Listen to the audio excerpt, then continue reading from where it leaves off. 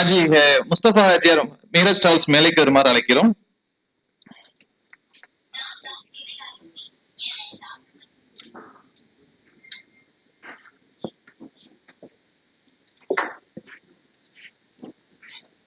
ஹாஜி அக்பர் அலி அவர்கள் மேடைக்கு வருமாறு அழைக்கிறோம். MEC core committee member.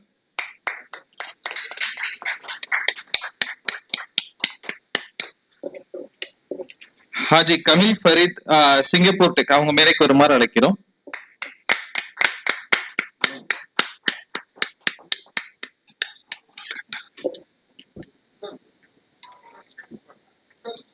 மற்றும் நம் சிறப்பு விருந்தினர் PK பழனிக்குமார் சார் அவர்கள் மேடைக்கு வருமாறு அழைக்கிறோம்.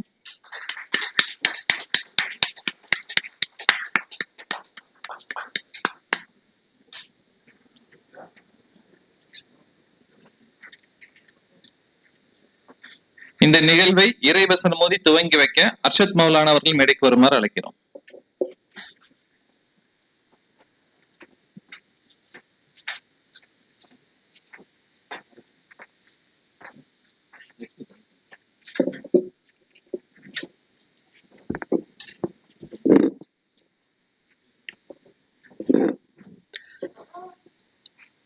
أعوذ بالله من الشيطان الرجيم. بسم الله الرحمن الرحيم. قد أفلح المؤمنون الذين هم في صلاتهم خاشعون والذين هم عن اللغو معرضون والذين هم للزكاة فاعلون والذين هم لفروجهم حافظون إلا على أزواجهم أو ما ملكت أيمانهم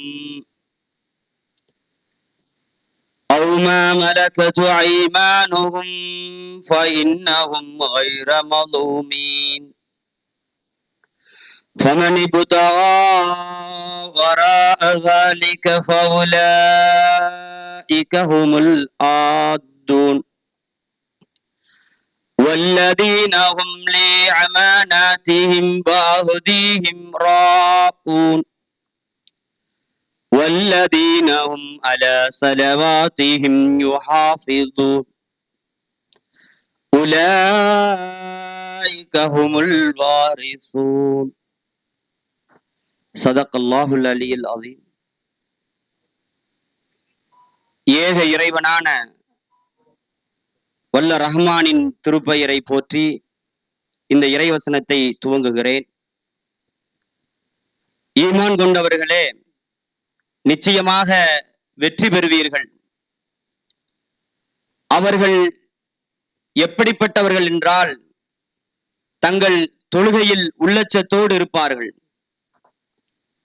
மேலும் அவர்கள் வீணான பேச்சுக்களை விட்டு, வீணான செயல்களை விட்டு விலகி இருப்பார்கள். மேலும் ஜக்காத்தையும் தவறாமல் கொடுத்து வருவார்கள். மேலும் அவர்கள் தங்களுடைய வெட்க தலங்களை பாதுகாத்துக் கொள்வார்கள்.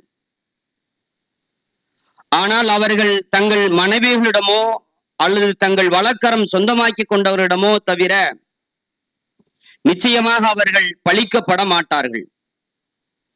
ஆனால் இதற்கு அப்பால் வேறு வழிகளை எவர்கள் நாடுகிறார்களோ அத்தகையவர்கள் தாம் வரம்பு மீறியவர்களாக கணக்கிடப்படுவார்கள். இன்னும் அவர்கள் தங்கள் இடம் ஒப்படைக்கப்பட்ட அமானிதமான பொருட்களை, தங்கள் வாக்குறுதிகளை காப்பாற்றக்கூடியவர்களாக இருப்பார்கள். மேலும் அவர்கள் தம் தொழுகைகளை குறித்த காலத்தில் முறையோடு பேணி தொழக்கூடியவர்களாக இருப்பார்கள். இப்படிப்பட்டவர்கள் தாம் சொர்க்கத்தின் சுவனவாசிகளாக, சொர்க்கத்தின் வாரிசுதார்களாக ஆவார்கள். சதகல்லாஹுல் அலியுல் அதீம். அஸ்ஸலாமு அலைக்கும் ரஹ்மத்துல்லாஹி வபரகாத்துஹு. ஜஸாக்கல்லாஹ் மௌலானா. அடுத்தபடியாக தமிழ் தாய் வாழ்த்து.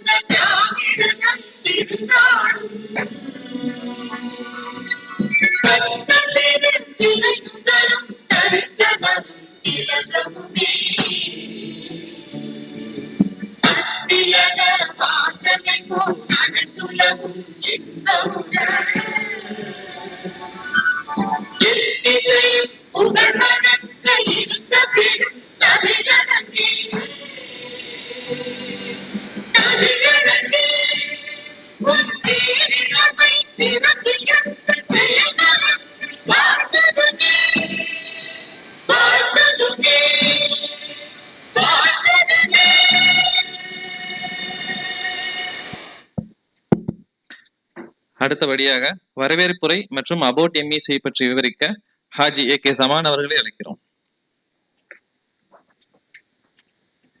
எல்லாமல்ல இறைவனுடைய சாந்தியும் சமாதானமும் இங்கே கூடியிருக்கக்கூடிய அனைவர் மீது உண்டாக வேண்டும் என்று பிரார்த்தித்து, இன்றைக்கு சிறப்பு நிகழ்ச்சிக்கு வருகின்றிருக்கக்கூடிய சிறப்பு விருந்தினர் மற்றும் அவையோர்கள் எல்லாவற்றையும் வருக வருக என்று வரவேற்கின்றேன். இந்த எம்இசி பற்றி உங்களுக்கு சுருக்கமாக சொல்லணும்னா, ஏன்னா இப்பயே 7:16 ஆயிடுச்சு. ஒரு 4 நிமிஷத்துல எம்இசி பற்றி சொல்லணும் அப்படின்னு சொன்னா, மதுரை மண்ணின் வளர்ச்சி, மதுரை மக்களின் வளர்ச்சி, மதுரை பொருளாதாரத்தின் வளர்ச்சி, இதை மையமாக வைத்து மதுரையை உலகிற்கு அறிமுகப்படுத்துவோம் என்ற ஒரு தொலைநோக்கு இலக்கோடு பயணம் செய்யக்கூடிய ஒரு அமைப்பு தான் இது.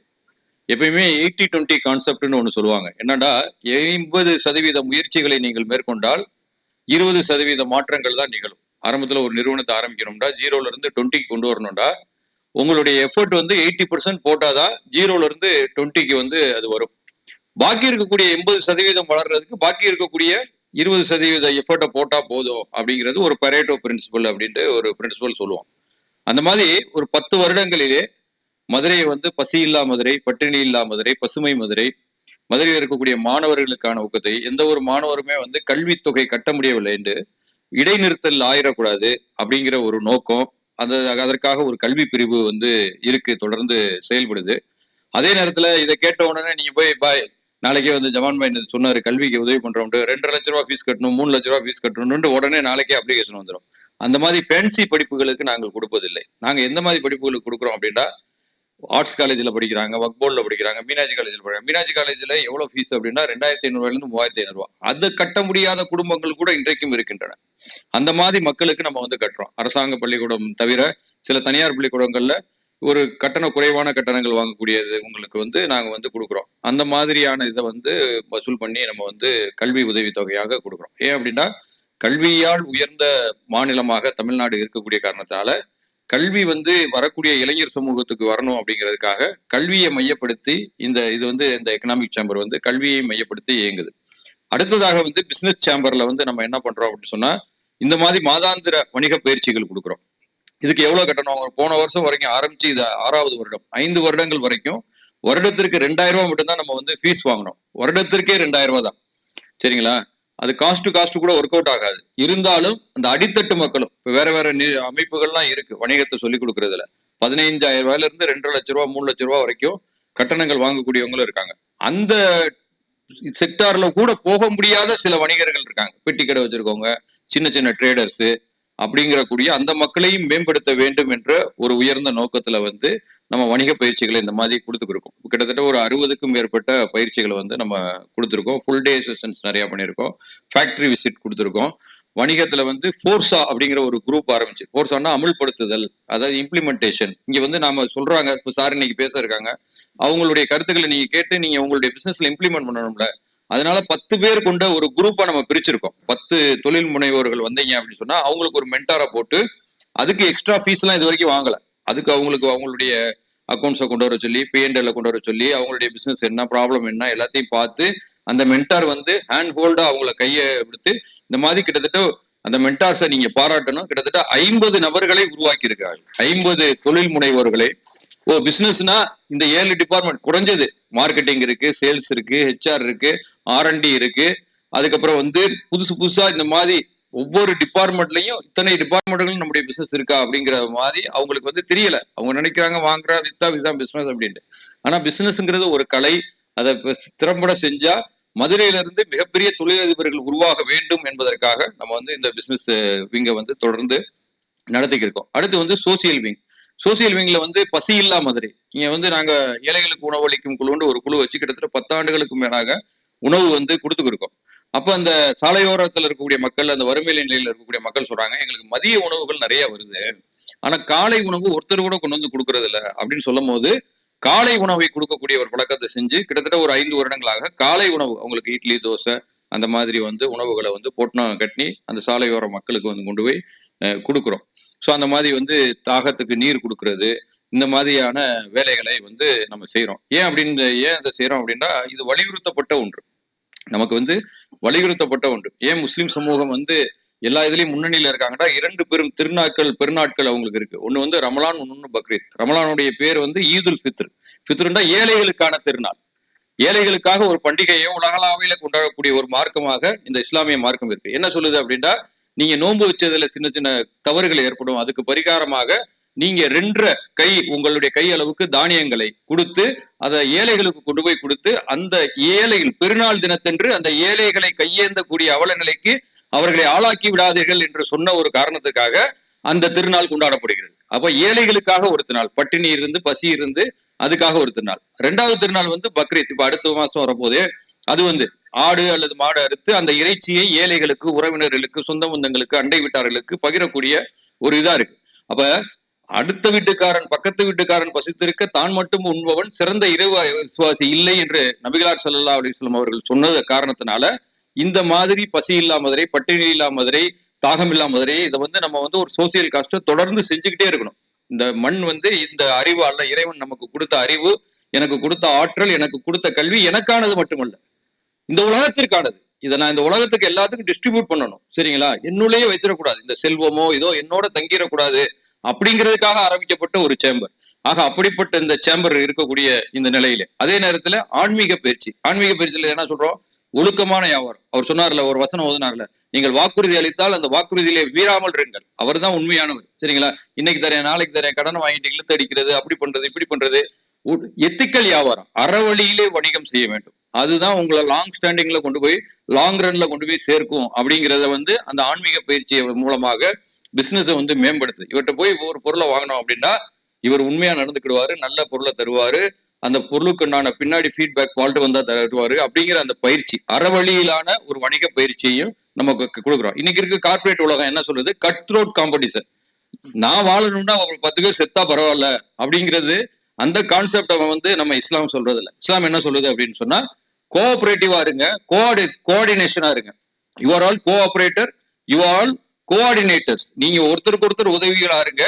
காலையில மரத்திலிருந்து செல்லக்கூடிய பறவைகள், உலகத்துல எத்தனை மில்லியன் பறவைகள் இருக்கு, முகமது நபி சொல்றாங்க, அத்தனை பறவைகளும் மாலை கூட்டுக்குள் வந்து திரும்பும் பொழுது தன்னுடைய வயிற்றை நிரப்பி விட்டு தான் வரும், அதற்கான உணவை இறைவன் வைத்திருக்கின்றான். அந்த நம்பிக்கையை உங்களுக்கு இருக்குவாங்க. அதே மாதிரி நீ என்னோட நான் பண்ற டிராவல் பிசினஸ் மாதிரி 100 பேர் வந்தாலும் எனக்கான பிசினஸ் எனக்கு இந்த மண்ணில இருக்கிறது என்று நம்புவன் தான் உண்மையான ஆண்டர்பிரனர். அது அவரை தோக்கடிச்சுட்டு தான் நான் ஜெயிக்கணும், அவரை காலவாரி விடணும், அவரை இப்படி பண்ணணும் அப்படிங்கிற அந்த அன்எத்திக்கல் பிசினஸ் பக்கமும் போகாதீங்க அப்படிங்கிற அந்த பயிற்சியும் கொடுக்குறோம்.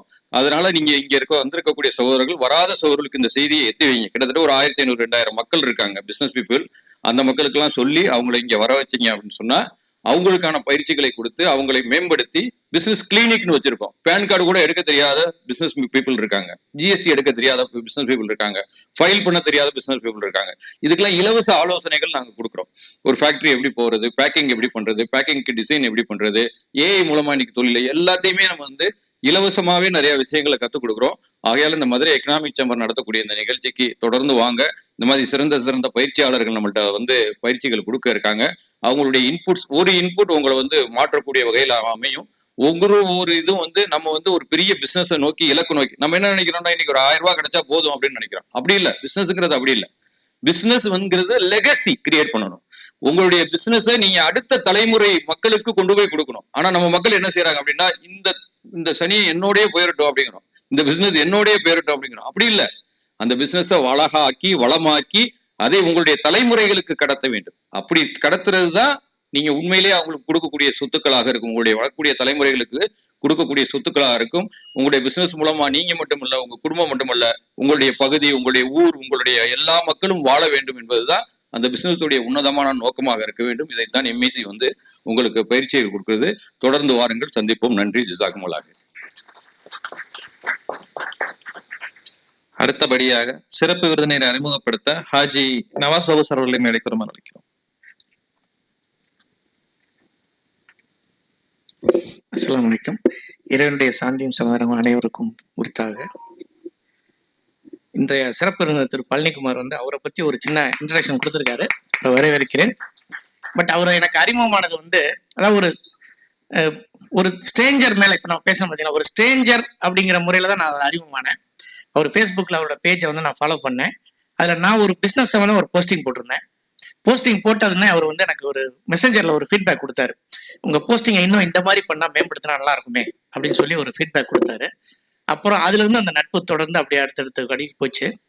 அப்புறம் அதுக்கப்புறம் நிறைய தடவை அவர்கிட்ட சந்திச்சு பேசியிருக்கேன். அதாவது ஒருத்தர் எத்தனையோ பேர் ஃபேஸ்புக்கில் போஸ்டிங் போடுறாங்க, எத்தனையோ பேர் அதுக்கு ரியாக்ட் பண்ணுறாங்க, எத்தனையோ பேர் கமெண்ட் பண்ணுறாங்க. ஆனால் அதில் ஒரு மானிடவியலான்னு சொல்கிறோம். அடுத்த சக மனிதன் மேல முகம் தெரியாத ஒரு மனிதன் மேல ஒரு அக்கறையோட ஒரு இது பண்றோம். இதுல வந்து நம்ம எல்லாம் ஒரே இனம், எல்லாம் தொழில் அதிபர்கள், எல்லாம் தொழில் செய்ய விரும்புங்கிற ஒரு புக் எழுதியிருக்காரு. ஆனந்த உடன்ல கிட்டத்தட்ட 27 வாரங்களா தொடரா வந்து ஒரு புக் இருக்கு வெளியே. அந்த புத்தகம் வந்து விற்பனைக்கு வச்சிருக்கிறோம். அதை வந்து நீங்க இது பண்ணிக்கலாம். அவரோட அடிப்படையானது வந்து அவர் வந்து ஒரு மெடிக்கல் ரெப்பா வந்து அவர் வந்து அவரோட கேரியரை தொடங்கினாரு. இப்போ வந்து சொந்தமா ஒரு ஃபார்மா கம்பெனி வச்சிருக்காரு. இதை போக அவர் வந்து இதுல வந்து 20 வருஷமா வந்து பார்மாசூட்டிக்கல் மார்க்கெட்டிங் பண்ணாரு. அது அவரோட போஸ்டிங்ல வந்து நிறைய விஷயங்கள் வந்து மார்க்கெட்டிங் டிப்ஸ் நிறைய வரும். அதை வந்து நான் வந்து கட் பண்ணி எடுத்து எங்களோட மார்க்கெட்டிங் டீமுக்கு வந்து சேல்ஸ் அண்ட் மார்க்கெட்டிங்க்கு நான் வந்து அனுப்புவேன் டிப்ஸா, நீங்க இதெல்லாம் படிங்க அப்படின்னு. என்ன காரணம்னா அவர்கிட்ட நான் ரொம்ப கண்டுபிடிச்ச ரொம்ப முக்கியமான விஷயம்னா கியூரியாசிட்டி அண்ட் அப்சர்வேஷன். அதாவது மனிதர்கள்ல வந்து அப்சர்வ் பண்ணி எல்லாருக்கும் தெரியறத காட்டிலும் வேற பரிமாணத்துல அதை வந்து போஸ்டிங்கா போட்டு இன்ட்ரெஸ்டிங்கா அந்த விஷயத்த ஒரு மெசேஜா கொடுக்கறதுங்கிற ஒரு பெரிய கலை. அதுல வந்து அவர் வந்து ரொம்ப திறமையா செஞ்சிருக்காரு. நீங்க அவர் பேசும்போது அது புரியும், ஒரு புக்கை படிச்சாலும் புரியும்.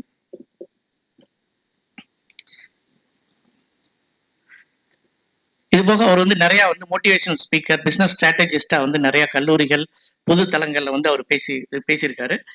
இது போக சார் இதை வந்து எனக்கு புரியல என்னன்னு, அசைவரு மதி அப்படின்னு ஒரு புத்தகம் வந்து ஒரு தொடர் வந்து எழுதியிருக்காரு உயிர்மையில. இது போக வந்து ஒரு நிறைய போயம்ஸ், ஆர்டிக்கிள், ஷார்ட் ஸ்டோரிஸ், இதெல்லாம் வந்து பல்வேறு சிறு சுவடிகள், அதாவது நம்ம காலச்சோடு இந்த மாதிரி சிறு சிறு இதுல வந்து நிறைய பப்ளிஷ் பண்ணியிருக்காரு. கவிதை மட்டும்லாம் பண்ணியிருக்காரு. இன்னும் அவர் வந்து ஒரு அதாவது இன்னும் பெயரிடப்படவில்லை அப்படிங்கிற ஒரு கவிதை தொகுப்பு எழுதியிருக்காரு. இது போக வந்து அடுத்ததா வந்து இன்னொரு புக்கு வந்து அவரோட பைப்லைன்ல இருக்கு. அடுத்த புத்தகம் வந்து அவரோட நானும் எதிர்பார்த்துட்டு இருக்கேன். இதை வந்து இந்த தொடர்புங்கிறது வந்து இந்த இடத்துல ஆரம்பிச்சு இந்த இடத்துல முடிகிற தொடர்பா இல்லாம பழனிக்குமார் சாரோட தொடர்பு வந்து இந்த மார்க்கெட்டிங் டிப்ஸ் மற்றதெல்லாம் வந்து இந்த எம்இசிக்கு வந்து எப்பயுமே வந்து இருக்கணும் அப்படிங்கிற இந்த வேண்டுதலோட அவரை அறிமுகப்படுத்தி பெருமைப்படுகிறேன். அஸ்ஸலாமு அலைக்கும்.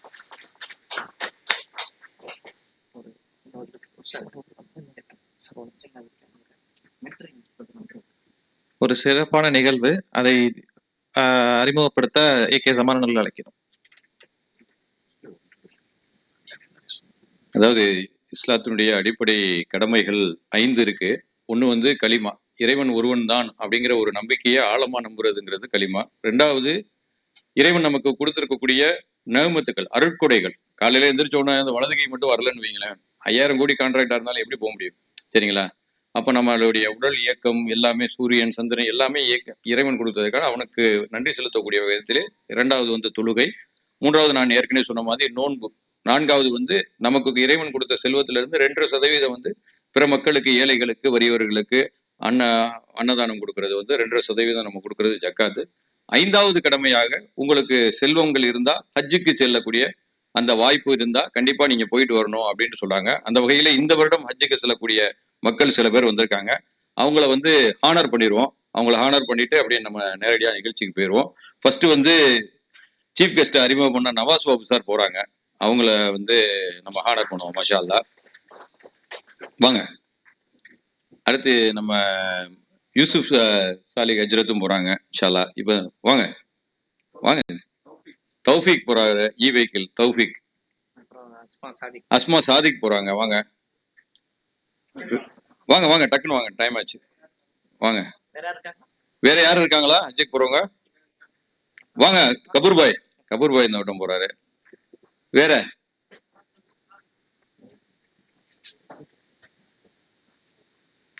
இறைவன் உங்களுடைய ஹஜ்ஜை இலகுவாக்கட்டும், பரிபூர்ணமாக்கட்டும், ஏற்றுக்கொள்ளட்டும் என்ற பிரார்த்தனைகளை நாங்க எம்இசி குழுமத்து சார்பாக மொத்தமா வந்து இன்ஷா அல்லாஹ் இது பண்றோம். ஜஸாக்குமுல்லாஹ் ஹைர். நமக்குள்ள நம்ம இது ஏற்றுக்கொள்ளட்டும், ஒப்புக்கொள்ளட்டும், சுலபமா.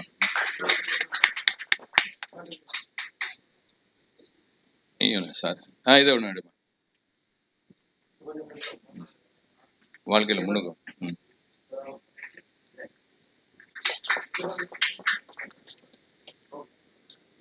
சாதி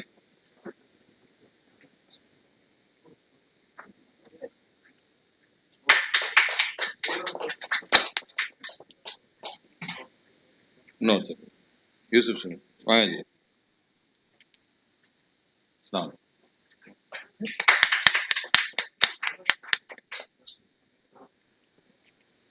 வாங்க ஜி. அஜர் பேர் இந்த வருஷம் போறீங்களா?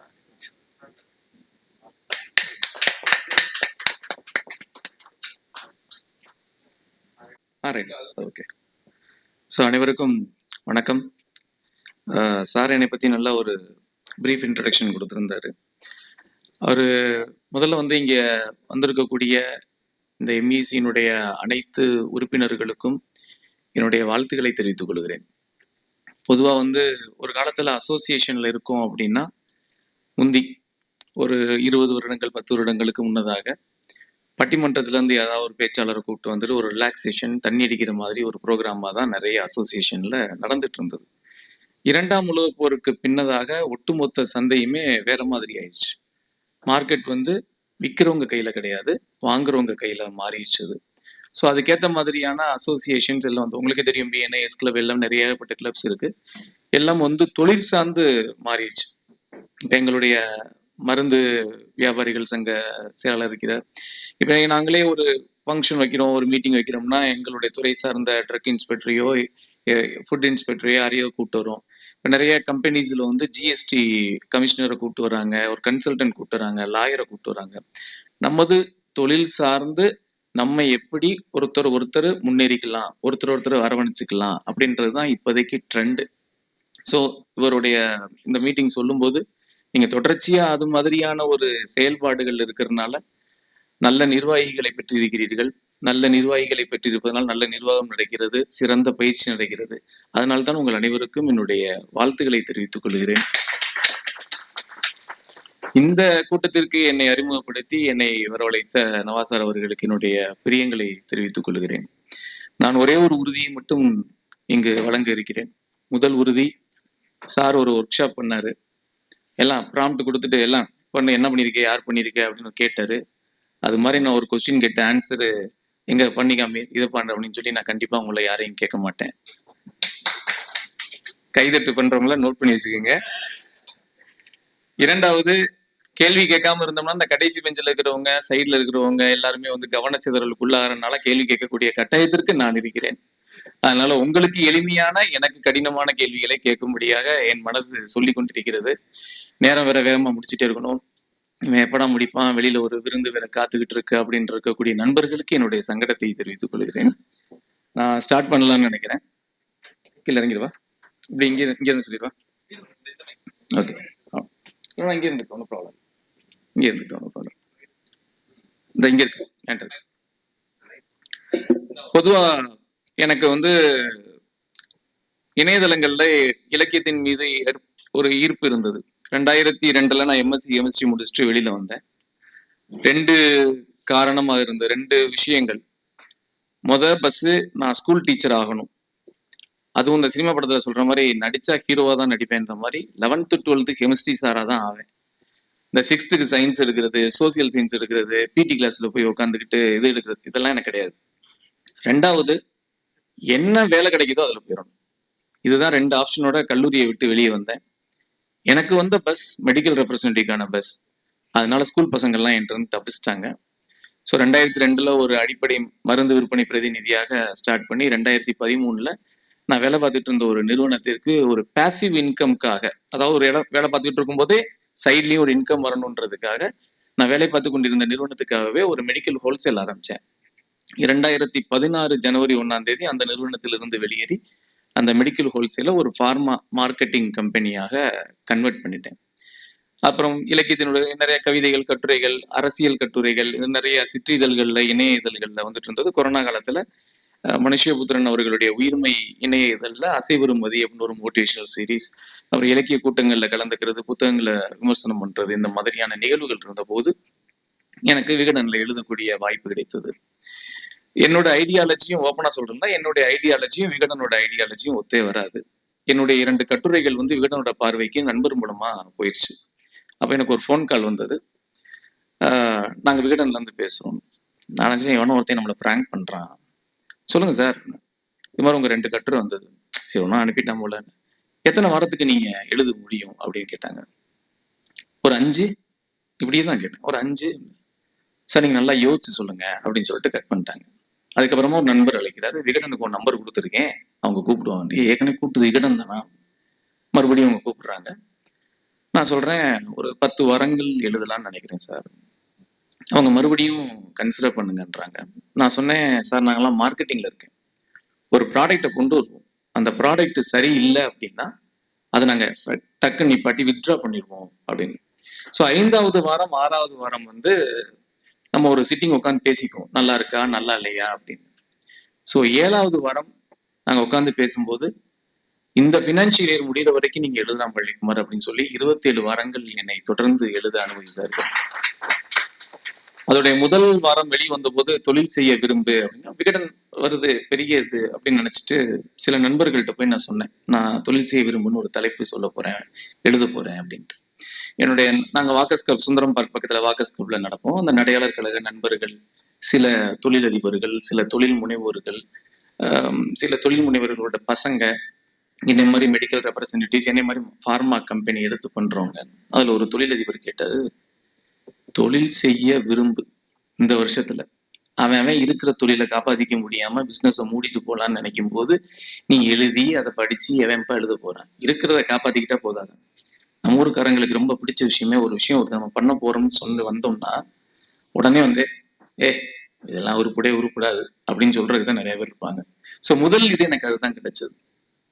அதற்கு அடுத்த ஒரு இன்சைட், 10வது வாரம் விகடன் ஆபீஸ்க்கு ஒருத்தர் ஃபோன் பண்ணி என் நம்பர் கேட்டு எனக்கு கூப்பிடுறாரு. அவர் வந்து ஈரோடு பக்கத்துலயோ திருப்பூர் பக்கத்துலயோ இருக்காரு.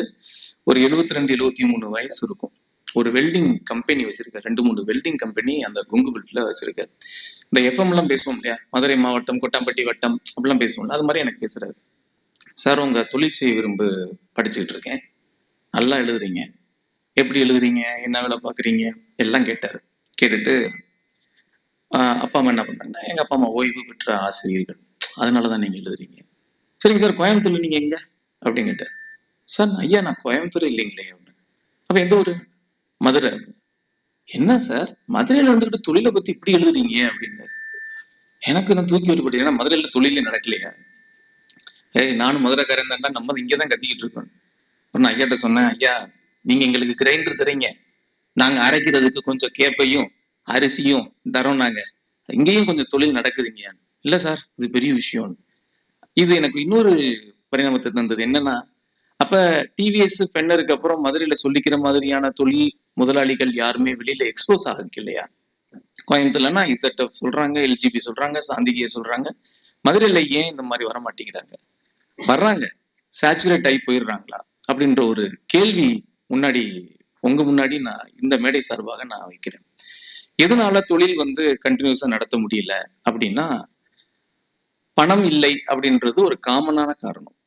ஆனா பணம் இருக்கிற எல்லாருமே தொழில் ஆரம்பிக்க முடியாது, அது உங்க எல்லாத்துக்குமே தெரியும். என்கிட்ட கொஞ்சம் பணம் இருக்கு, இன்ட்ரெஸ்ட் வட்டி வாங்கி தரியா, இல்ல பிசினஸ் பண்ணி எனக்கு வட்டி தெரியா, ஃபாரின்ல இருக்கிறவங்க எல்லாம் நிறைய பேர் உங்கள்கிட்டயே கேட்டிருப்பாங்க, நீங்க நிறைய பேர்கிட்ட கூட கேட்டிருக்கலாம். இப்பெல்லாம் ஏஞ்சல் இன்வெஸ்டர்ஸ் அப்படின்னு நிறைய பேர் இருக்காங்க. ஸோ பணம் இருக்கு, பணம் வச்சிருக்கிற எல்லாருமே தொழில சிறப்பா செய்ய முடியாது. அப்ப அதை மீறி தொழில் கண்டினியூஸா வேணும் அப்படின்னா வாடிக்கையாளர்களை தக்க வைத்தல்ன்ற ஒரு பாயிண்ட் தான் முக்கியமானதாக இந்த மேடையில என்னுடைய தலைப்பா நான் எடுத்துக்கிறேன். ஸோ ரீட்டைனிங் த கஸ்டமர் அப்படின்னா வாடிக்கையாளர்களை தக்க வைத்தல். இந்த படம் யாராவது பார்த்துருக்கீங்களா? இந்த ஸ்டில்லு பார்த்துருக்கீங்க? என்னதுன்னு தெரியுமா? யாராவது சொல்ல முடியுமா? எது? ரைட், ரஜினி கமலுடைய புது ப்ராஜெக்ட். இதுல ஒரு தெரியாதா? எஸ், இதுல ஒரு ரொம்ப ஃபேவரட்டான dialogue, who is the hero, யாரு ஹீரோ அப்படின்றது தான். இந்த ஒரு கேள்வி கேட்கறதுக்கு தான் அந்த படத்தை போட்டேன். இன்னொன்னு வந்து எல்லாம் அப்படியே போர் அடிச்சுட்டு இருக்கும்போது திடீர்னு ரஜினி கமல் கொஞ்சம் முழிப்பீங்க இல்லையா, அதுக்காக ஐ பிளிங்க் பண்றதுல psychology of speaker. Who is the hero? இப்ப நான் உங்ககிட்ட கேட்கிறேன், நம்ம ஒரு பிசினஸ் பண்ணிட்டு இருக்கோம், நம்மகிட்ட பணம் இருக்கு, நம்ம இருக்கோம், குவாலிட்டியான ப்ராடக்ட் இருக்கு, இது தவிர சில விஷயங்கள் இருக்கும், நல்ல ஆம்பியன்ஸ், இல்ல நம்ம வெளியே போயிட்டோம்னா நம்ம பொருள் மீது நம்மள மாதிரியே வேலை பார்க்கக்கூடிய வேலையாள், இந்த மாதிரிலாம் பல ஃபேக்டர்ஸ் இருக்கு. அந்த ஊர் இருக்கலாம், அந்த ஊர்ல ஒருத்தர் தான் கடை வச்சிருப்பாரு, அந்த மாதிரி அமைப்பு சூழல் இருக்கலாம். இந்த பிசினஸ்க்கு உண்மையான ஹீரோ யாரா இருக்கும்? கஸ்டமர். எல்லாருமே ஒத்துக்கிறீங்களா? பரவாயில்ல, என் வேலை பாதி முடிஞ்சிரும் போல. சோ தமிழ்ல வந்து அழகான வார்த்தை, வாடிக்கையாளன் என்பவன் யார்? வாடிக்கையாளன்றவன் கஸ்டமர். வாடிக்கையா வந்து வாங்கக்கூடியவன் தான் கஸ்டமர். இன்னைக்கு ஒரு தடவை வாங்கிட்டு போயிட்டு அடுத்தவங்க வரவே இல்லை அப்படின்றவங்கள தமிழ்ல நம்ம வாடிக்கையாளர்னு சொல்ல முடியாது. ஒருத்தர் வந்திருக்காரு, வாங்கிட்டு போயிட்டாரு. ஒருத்தர் ரிப்பீட்டடா வாங்கிட்டு இருக்காரு அப்படின்னா அவர் வாடிக்கையாளர் அப்படின்னு சொல்லி இது பண்ணிக்கலாம். இங்கிலீஷ்ல இப்ப நீங்க பிசினஸ் சொல்லும்போது வாடிக்கையாளர்னா யாரு அப்படின்னு உங்களை கேட்டவங்க எல்லாருமே சொல்லுவீங்க, சார் வந்து பிசினஸ் பண்றாங்களா சார், அவங்க தான் வாடிக்கையாளர். கூகுள்ல போய் என்னைக்காவது டெஃபினேஷன் பார்த்துருக்கீங்களா, கஸ்டமர்னா யாரு அப்படின்னு? ஸோ நீங்க இப்ப நான் ஒரு டெஃபினேஷன் கொடுப்பேன், கஸ்டமர்னா இப்படித்தான் அப்படின்னு. நீங்க என்ன பண்ணுவீங்க, எவன் வந்து பேசினாலும் நம்ப மாட்டீங்க. இன்னைக்கு நான் பேசுறேன், இப்ப சார் பேசிருக்காரு, நாளைக்கு பில் கேட்ஸை கூட்டு வந்து பேசுவீங்க, நாளை கழிச்சு வாரன் பஃபட்டை கூட்டு வந்து பேசுவீங்க, அதுக்கப்புறம் எலான் மஸ்க்கு கூட்டு வந்து பேசுவீங்க. எல்லாம் பேசி முடிச்சு சாப்பிட்டு போன பிறகு கடையில நீங்க தான் திறக்கணும், கல்லால நீங்க தான் உட்காரணும், இலான் மஸ்க் உட்கார முடியாது. நீங்க என்ன சொல்லுவீங்க தெரியுமா, என் கடையில இலான் மஸ்கே வந்தாலும் என் ஆள் வேலை செய்ய மாட்டான் அப்படின்னு நீங்க சொல்லுவீங்க. ஸோ நான் உங்களுக்கு அந்த கஷ்டத்தை தர விரும்பல, நானே காப்பி பேஸ்ட் பண்ணிட்டேன் கூகுள்ல இருந்து. கஸ்டமர்னா யாரு அப்படின்னு, ஒரு ஆள் உங்க கடைக்கு வந்து ஒரு சரக்க, ஒரு பொருளை, நான் என்ன இந்த பார்லிமெண்ட்ரி வேர்ட்லாம் பேசல, மதுரைக்காரனால கொஞ்சம் யதார்த்தமா பேசுறேன். ஒரு சரக்க, ஒரு பொருளை, ஒரு சேவைனா நீங்க டிராவல்ஸ் வச்சிருப்பீங்க, இல்ல ஒரு டாக்ஸ் ஆடிட்டரா இருப்பீங்க, ஒரு ஒப்பீனியன் கொடுப்பீங்க, ஒரு கன்சல்டன்ட் கொடுத்துட்டு இருப்பீங்க. ஸோ அந்த மாதிரி சேவை ஏதாவது ஒண்ணு நீங்க வந்து விற்பீங்க, கொடுப்பீங்க, அவன் வந்து பணத்தை கொடுப்பான், பொருளை கொடுப்பான், ஒரு ஃபினான்சியல் டிரான்சாக்ஷன் நடக்கும், ஒரு பணப்பரிமாற்றம் நடக்கும். அப்படி வாங்குறவன் தான் கஸ்டமர். அதுலயே ஒரு வார்த்தை இருக்கும், சம் அதர் வேல்யூபிள் கன்சிடரேஷன். பணத்தை தாண்டி, பொருளை தாண்டி ஒரு வேல்யூபிள் கன்சிடரேஷன், ஏதோ ஒண்ணு பணத்தை தாண்டி ஒரு பரிமாற்றம் நடக்குது, அதை மேற்கொள்பவன் தான் கஸ்டமர். இந்த பணத்தை தாண்டி வேறொன்னு வேல்யூபிளா இருக்கு அப்படின்னா அது என்னவா இருக்கும்?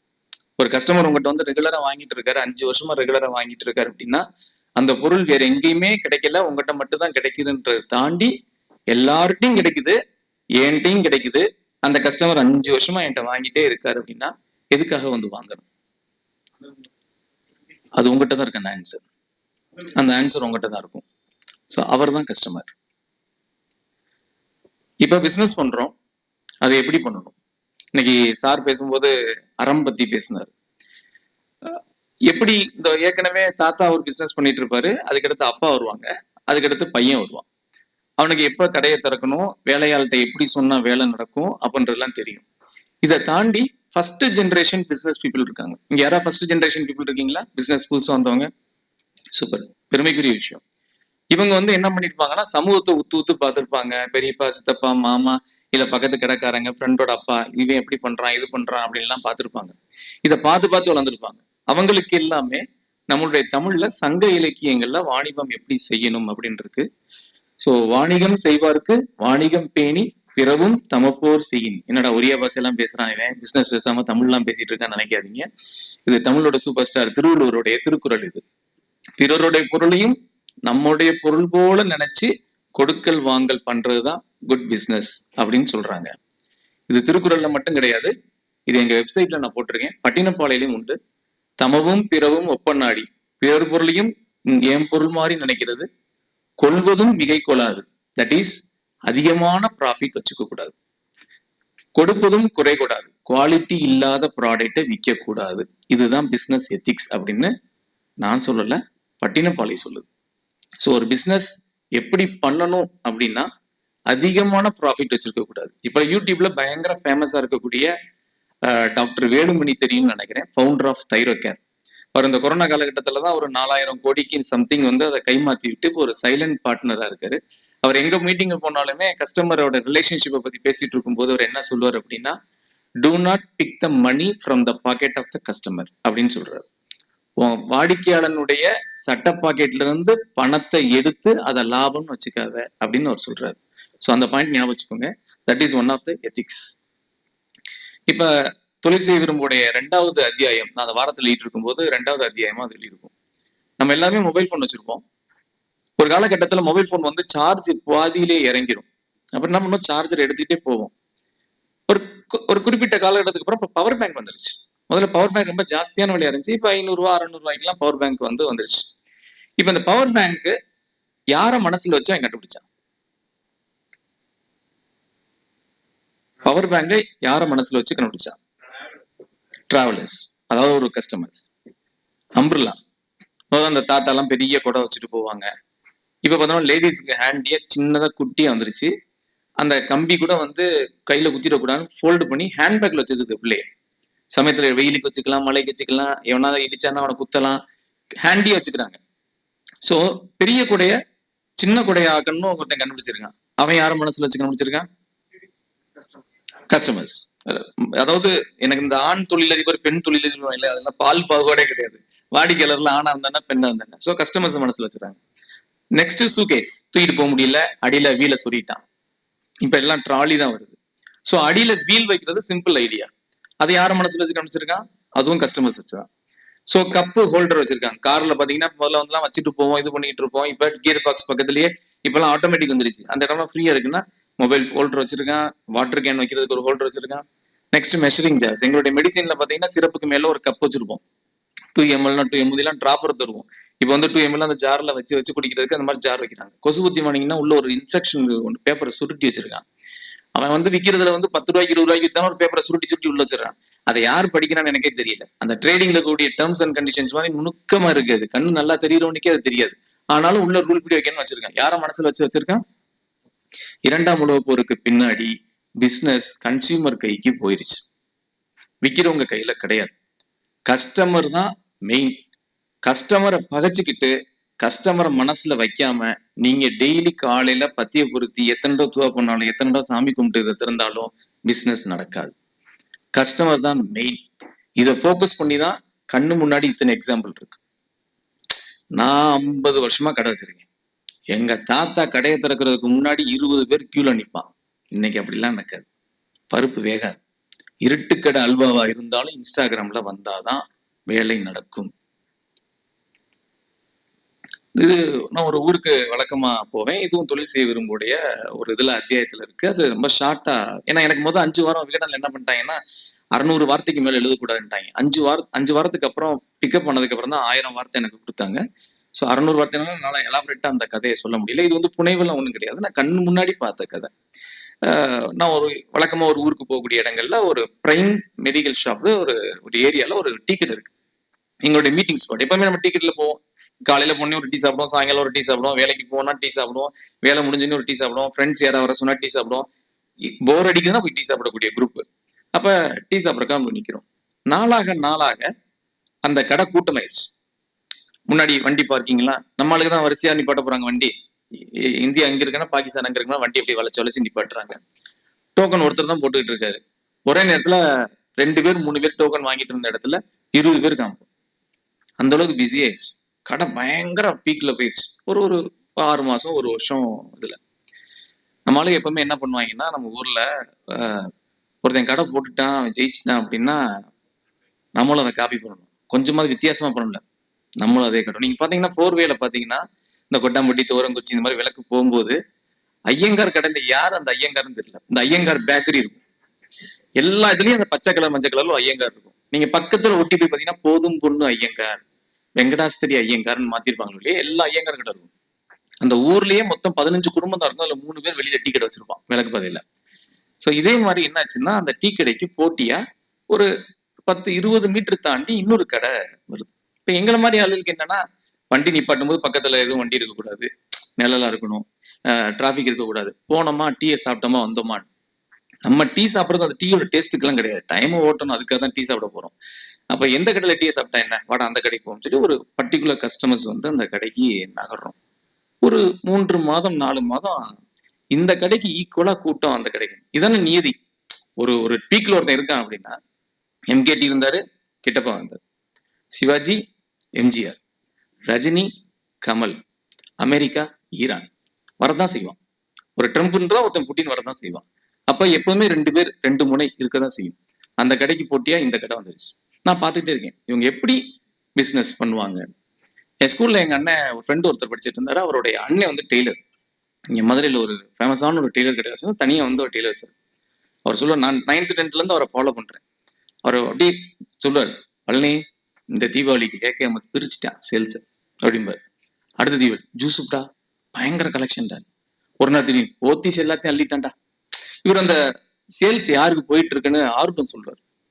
அதே மாதிரி இந்த தீபாவளிக்கு யாரு அதிகமா சேல்ஸ் பண்ணுவா, இந்த கடையா நான் பொறுமையா வாட்ச் பண்றேன். ஒரு 5 மாசம் 6 மாசம் இந்த புதுசா ஆரம்பிச்ச கடைக்கு வில்லங்கம் டீ மாஸ்டர் வடிவில் வந்துச்சு.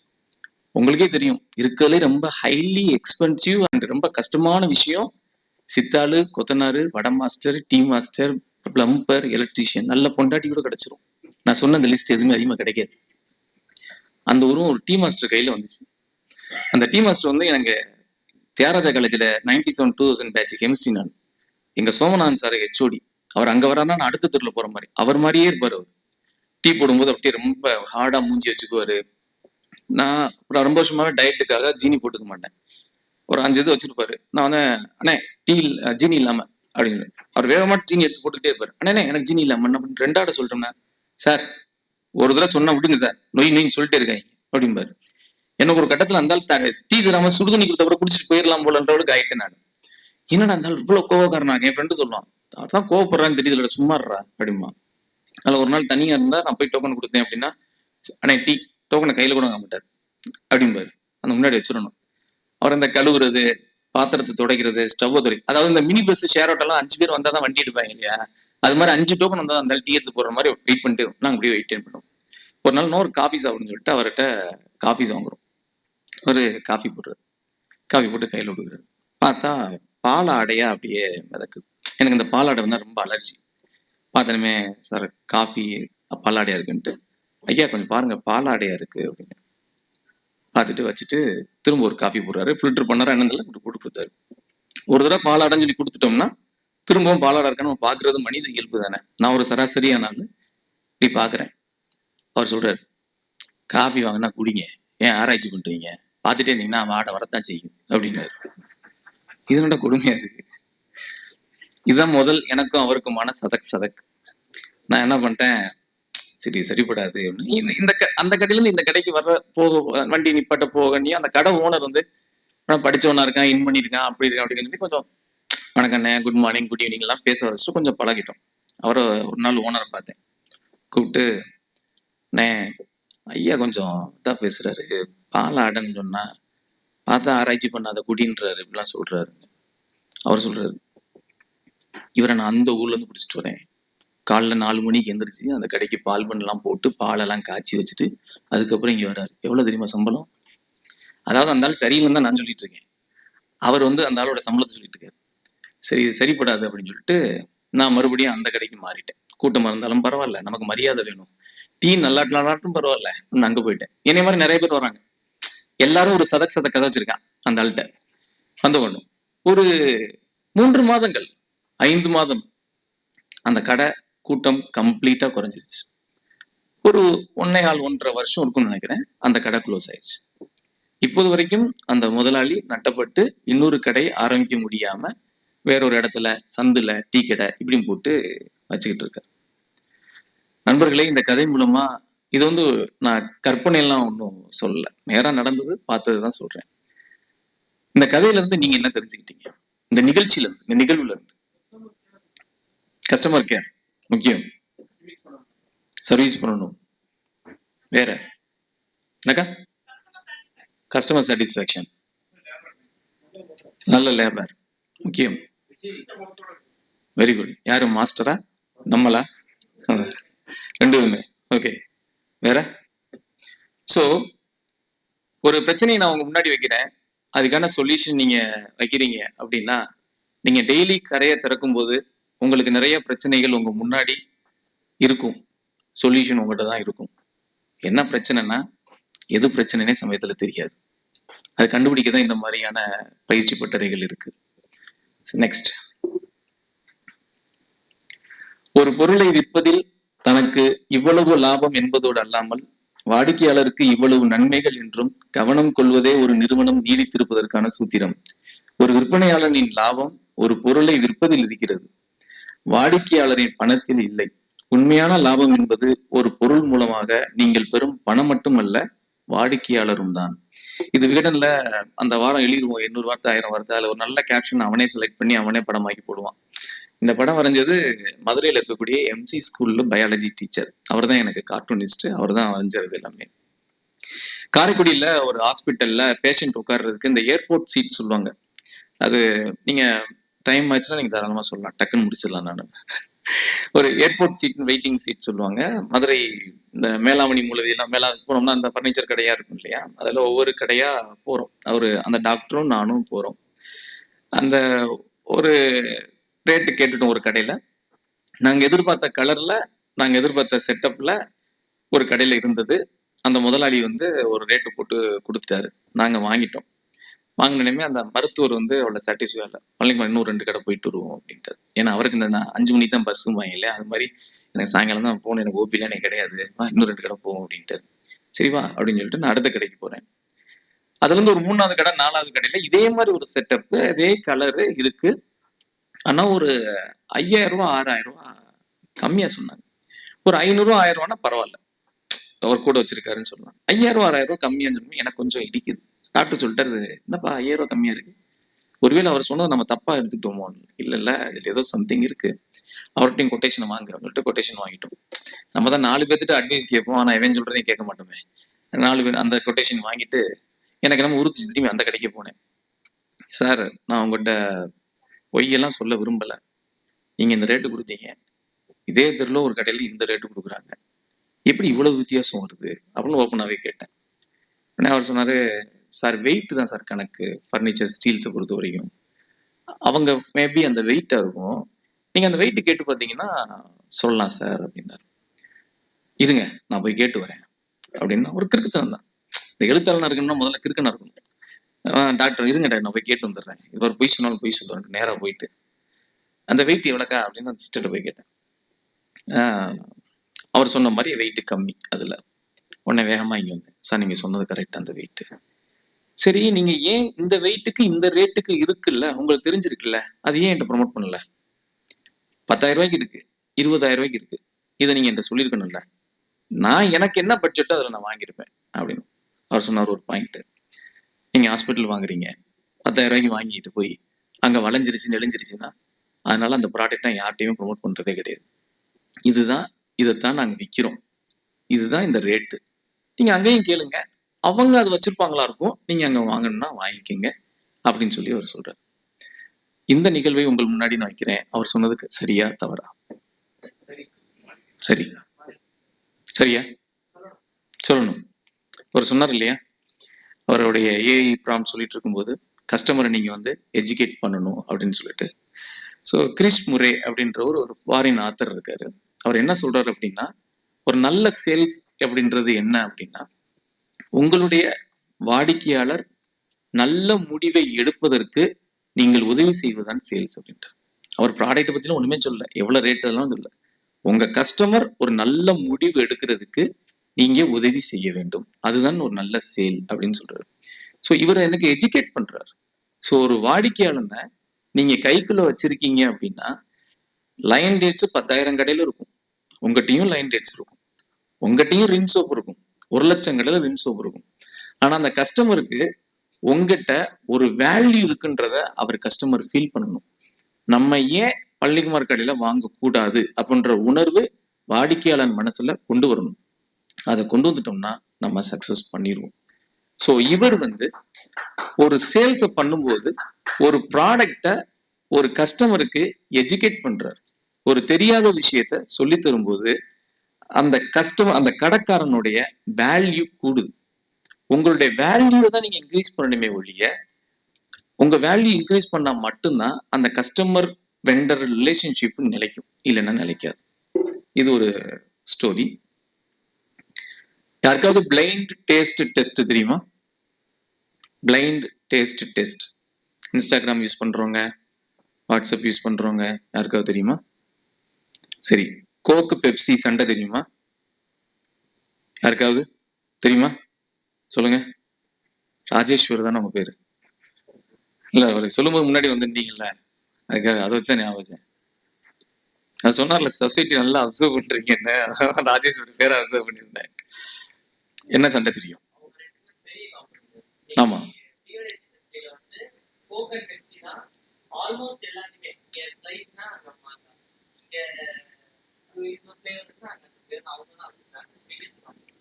ஸோ அட்லீஸ்ட் உங்க இடத்துல இருந்து ஒருத்தர் வந்து தைரியமா பதில் சொல்லியிருக்காரு. நம்ம கைதட்டலாம். 1970-80 காலகட்டங்கள்ல வந்து இந்த போட்டி இருந்தது. இதே போட்டி அப்ப இருந்தது. அப்ப நம்பர் 1 சேல்ஸ் யாருன்னு பார்த்தா கோக்கு தான். பெப்சி சேல்ஸ் கிடையாது. கோக் வந்து பயங்கரமான சேல். நீங்க நெட்ல போட்டு பார்த்தாலும் தெரியும். எந்த கம்பெனி நீங்க ஆரம்பிக்கிறீங்க, ஒரு கடை ஆரம்பிக்கிறீங்க, ஒரு பிசினஸ் ஸ்டார்ட் பண்றீங்க அப்படின்னா இதை மனசுல வச்சுக்கோங்க. Blind taste test. கோக்கோட சேல்ஸ் அடிக்கவே முடியல பெப்சினால. அவன் கண்டுபிடிக்கிறான் பிளைண்ட் டேஸ்ட் டெஸ்ட். அப்ப அங்க இருந்த ஒரு கார்பரேஷன் காம்ப்ளெக்ஸ் மாதிரி, ஒரு மால் மாதிரி ஒரு பெரிய கட்டடத்துல மக்கள் வரக்கூடியவங்கள உட்கார சொல்லி ஒரு ஸ்டால் போட்டு கண்ணை கட்டிடுறான். 2 கப்பு கொடுக்குறான். ஒரு கப்ல கோக், இன்னொரு கப்ல பெப்சி. குடிச்சு பார்த்து எது நல்லா இருக்குன்னு டிக் பண்ணு அப்படின்னு வீடியோ எடுக்கிறான். குடிச்சு பார்த்து ஒரு டெஸ்ட், ஒரு கேம்பெயின் மாதிரி பண்றான். சொல்லி வச்ச மாதிரி 10 பேர்னா அதுல 9 பேரு பெப்சி டேஸ்ட் தான் நல்லா இருக்குன்னு செக் பண்றாங்க. இது பேர் தான் பிளைண்ட் டேஸ்ட் டெஸ்ட். எடுத்துட்டு சும்மா இருப்பானா? அட்வர்டைஸ்மெண்ட். அந்த டைம்ல அவனோட பிராண்ட் அம்பாசிடர் யாருன்னு பார்த்தா மைக்கேல் ஜாக்சன், பெப்சிக்கு. அப்போ ஒரு பெரிய பாப் சிங்கர் இல்லையா, அவர் தான்.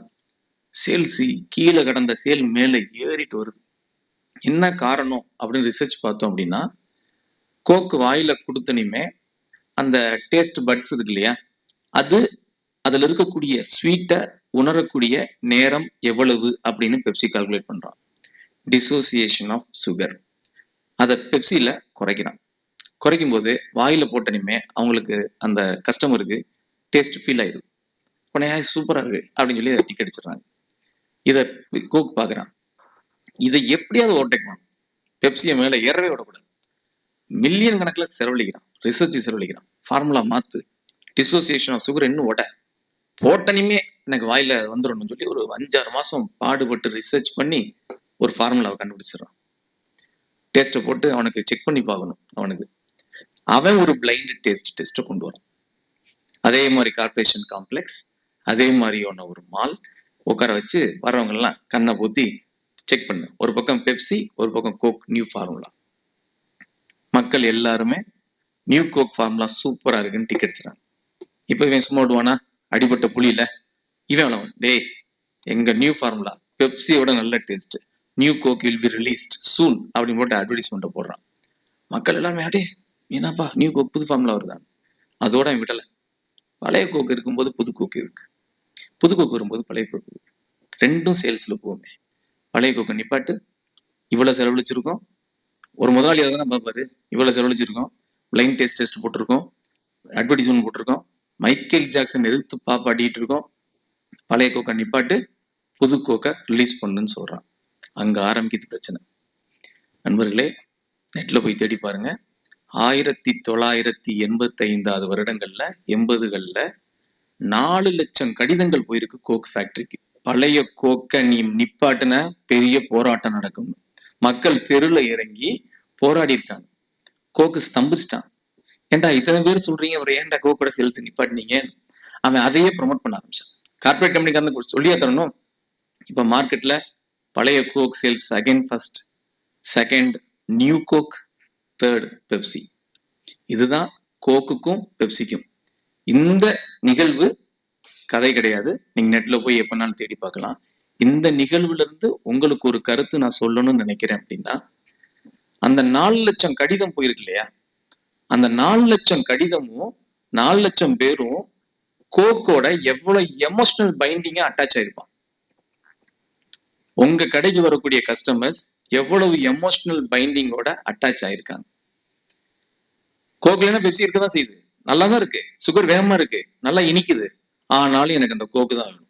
நீ என்ன புதுசா கொண்டு வருது, எனக்கு பழைய கோக்கு, அதான் கோக் கிளாசிக்னு வருது பிராண்டு.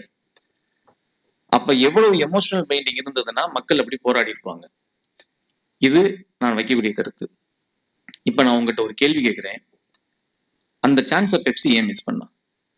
இப்ப நீங்க தான் பெப்சியோட மார்க்கெட்டிங் மேனேஜர், நீங்க கண்டுபிடிச்சிட்டீங்க. பேச வந்தா பேசிட்டு போங்கடா, ஏன்டா கேள்வியா கேக்குறீங்க. நீங்க தான் பெப்சியோட marketing manager all over the world. நீங்க கண்டுபிடிச்சிட்டீங்க கோக்கை விட நல்ல டெஸ்ட் நான் கொண்டு வந்துட்டேன், என்கிட்ட எவிடன்ஸ் இருக்கு. 50 பேர்த்திட்ட சர்வே எடுத்திருக்கேன், 100 பேர்த்திட்ட சர்வே எடுத்திருக்கேன், 95 பேர் நல்லா இருக்குன்ட்டான். மைக்கேல் ஜாக்சன் தான் உங்களோட அம்பாசிடர், நீங்க முடிவு எடுக்கிறது தான். இப்போ உங்க கையில டேபிள் ரிப்போர்ட் வந்துருச்சு, அட்வர்டைஸ்மெண்ட் போட்டீங்க, பெப்சியோட சேல்ஸ் இனிமேல் எகிரிடும். நீங்க தான் கார்பரேட் மேனேஜரா இருக்கீங்க. கோக் அடுத்து என்ன பண்ண போறான், புது ஃபார்முலா கொண்டு வர போறான், ஏதோ பண்ண போறான். இப்ப இந்த இடத்த கீழே இருந்த சேலை மேல கொண்டு வந்துட்டீங்க. எப்போதுமே கீழே இருந்து மேல வர்றது ரொம்ப ஈஸி, மேலேயே நிக்கிறதும் அதுக்கு அடுத்து போறது தான் கஷ்டம். இப்ப கோக் அடுத்த ஃபார்முலா கொண்டு வந்துட்டு இருக்கான், நீங்க என்ன பண்ணுவீங்க? அமைதியா இருக்கக்கூடாது.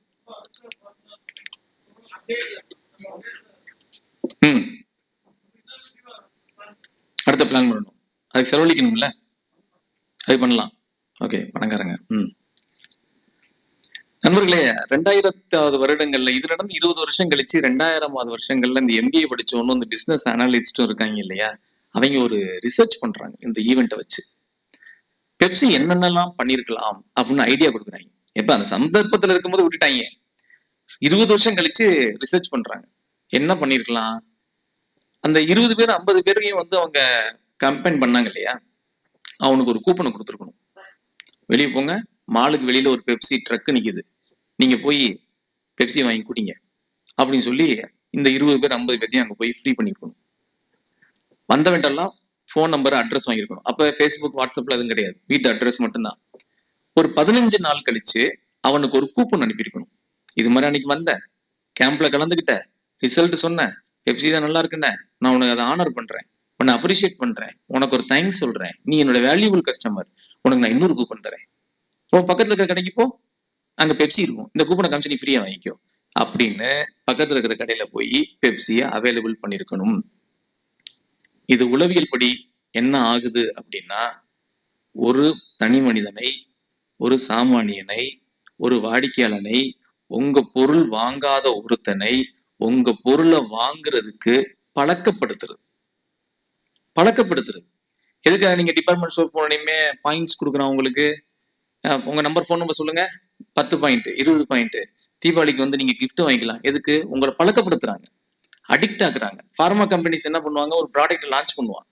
லான்ச் பண்ணும்போது டாக்டர்கிட்ட போய் சொல்லி, சார் என் பேர்லயே இந்த பிராண்ட்ல ஒரு பிரிஸ்கிரிப்ஷன் கொடுங்கம்மா. இப்ப பழனிக்குமான்னு ஒரு கம்பெனிக்கு நான் கொண்டு வரேன், அப்பா டக்கர்னு ஒரு மருந்தை கொண்டு வரேன். டாக்டர்கிட்ட போய், டாக்டர் அப்பா டக்கர்னு எனக்கு எழுதி கொடுங்க, என் கம்பெனில கொலையா கொள்றாங்க, ஒரு பிரிஸ்கிரிப்ஷன் என் பேர்ல கொடுங்க. டாக்டர் அப்பா டக்கர்னு எழுதுவார். ஏன்னா பென் ஹேபிட் ரொம்ப முக்கியமானது, பென் ஹேபிட். இந்த மார்க்கெட்டிங்லயே, உலகத்திலேயே மார்க்கெட்டிங்கோட எல்லா நுணுக்கங்களும் எவ்வளவு தூரத்துக்கு அழுத்தம் கொடுக்கணும்னா ஃபார்மா கம்பெனிக்காரங்க மாதிரி யாருமே பண்ண முடியாது. அந்த அளவுக்கான சல்லித்தனங்களும் உண்டு, அந்த அளவுக்கான சயின்டிபிக் மெத்தட்ஸும் உண்டு, பேட்டர்ன்ஸும் உண்டு. பென் ஹேபிட்டை கொண்டு வரதுக்கு டாக்டர்ஸ் அது பண்ணுவாங்க. அதே மாதிரி பெப்சி ஏன் மக்களை, அவங்க வாடிக்கையாளரை பெப்சி குடிக்கிறத ஒரு ஹேபிட்டா கொண்டு வரல அப்படின்ற ஒரு கேள்வி வைக்கலாம். இந்த கேள்வி நான் உங்க முன்னாடி வைக்கிறேன். உங்களுடைய கஸ்டமர்ஸை உங்ககிட்ட வந்து பிசினஸ் பண்றதுக்கான ஹேபிட்டா நீங்க ஆக்குறீங்களா? எளிமையான வாழ்வியலை கொண்ட சாமானிய மக்களிடம் காணப்படும் விற்பனை தந்திரங்கள் இலகுவானவை. ஒரு வாடிக்கையாளர் நம்மிடம் ஒரு பொருளை வாங்குகிறார் என்ற பெருமித உணர்வு விற்பனையாளருக்கு இருப்பதை போல வாங்குபவருக்கும் இருக்க வேண்டும், விற்பவர் அந்த உணர்வை ஏற்படுத்தி விட வேண்டும். நான் லூயிஸ் பிலிப் ஷர்ட் போட்டிருக்கேன், நான் வேன் ஹூசன் ஷர்ட் போட்டிருக்கேன், ஒரு ப்ரைட். 60 வயசுக்கு 70 வயசுக்கு மேல பிசினஸ் இல்லாம retired government teachers, retired government staffs போய் நீங்க சொல்லுங்களேன், அப்பா நான் லூயிஸ் பிலிப் போட்டிருக்கேன். தில்லுமுள்ளு படத்துல தேங்காய் சொல்லுங்க, சட்டையில என்ன பூனை, அதுல என்ன பெருமை, விட்டுருவாங்க, அப்கிரேட் ஆக மாட்டாங்க. அப்ப நீங்க ஒரு இடத்துல போய் பெருமையா ஒரு பொருளை வாங்கி போடுற மாதிரி உங்ககிட்ட இருக்கக்கூடிய கஸ்டமர் உங்ககிட்ட வாங்குறத பெருமையை சொல்லணும். நான் திருநெல்வேலி போனேன், சாந்தி ஸ்வீட்ஸ் அல்வா வாங்கிட்டு வந்தேன். அது மாதிரி உங்க கஸ்டமர் எத்தனை பேர் ஃபீல் பண்றாங்க, அந்த கஸ்டமருக்கு எப்படி ஃபீல் நீ கொண்டு வரணும் அப்படின்னா, அந்த கஸ்டமர் என்ன நினைக்கணும்னா, இங்க போனா அவங்க நல்ல மரியாதை பண்ணுவாங்க. வெறும் கஸ்டமர் கான்டாக்ட் தாங்க, ரிலேஷன்ஷிப் கான்டாக்ட் தான். இங்க போனா என்னை மதிப்பான். ஒண்ணும் இல்ல, ஒரு சாதாரண குட் மார்னிங். ஒரு ஊரு சிவகங்கை மாவட்டத்துல இருக்கக்கூடிய ஒரு கிராமம், சார்லாம் இருக்காரு, எனக்கு அது அவருடைய அந்த சொன்ன ஒரு விஷயத்துடைய சீரியஸ்னஸ் புரியும். ஒரு டாக்டர் வந்து ஒரு குழந்தைக்கு என்ன பண்றாரு, வெறுமனே விட்டமின் D3 டிராப்ஸ் சொல்லிட்டாரு. வெறுமனே விட்டமின் D3. அந்த விட்டமின் D3 டிராப்ஸ் வந்து இன்னும் 1 மாசத்துல எக்ஸ்பைரி ஆக போகுது. பொதுவா விட்டமின்ஸ் எல்லாம் வந்து ட்ரக் கண்ட்ரோல்ல வராது, FSSல தான் வரக்கூடியது. 18 months பிஃபோர் தான் டேட் எல்லாம் போட்டுருக்காது, 18 months பிஃபோர் இருக்கும். அது 18வது மாசம். அந்த பொண்ணு என்ன பண்ணிருக்கு, கைக்குள்ள தூக்கிட்டு கடைக்காரங்க அப்படி கொடுத்தனுமே மறுபடியும் டாக்டர்கிட்ட போய் 18 மாசம் போட்டிருக்கு, இந்த மாசம் ஆச்சு, அது விட்டமின் டிராப்ஸ் அம்மா, நீ குடிமா, இன்னொரு 1 மாசம் 1.5 மாசம் இருக்கலாமா, 10 நாள்ல தீந்துரும், நீ சாப்பிடலாமா அப்படின்ட்டு. அந்த பொண்ணு வீட்டுக்கு போயிடுச்சு. அவங்களோட ஹஸ்பண்ட் என்ன பண்றா, அவர் துபாயில எங்க இருக்கு, ஃபாரின்ல இருக்காரு. அந்த பொண்ணு என்ன பண்ணிடுச்சு, போட்டோ எடுத்து அனுப்பிடுச்சு.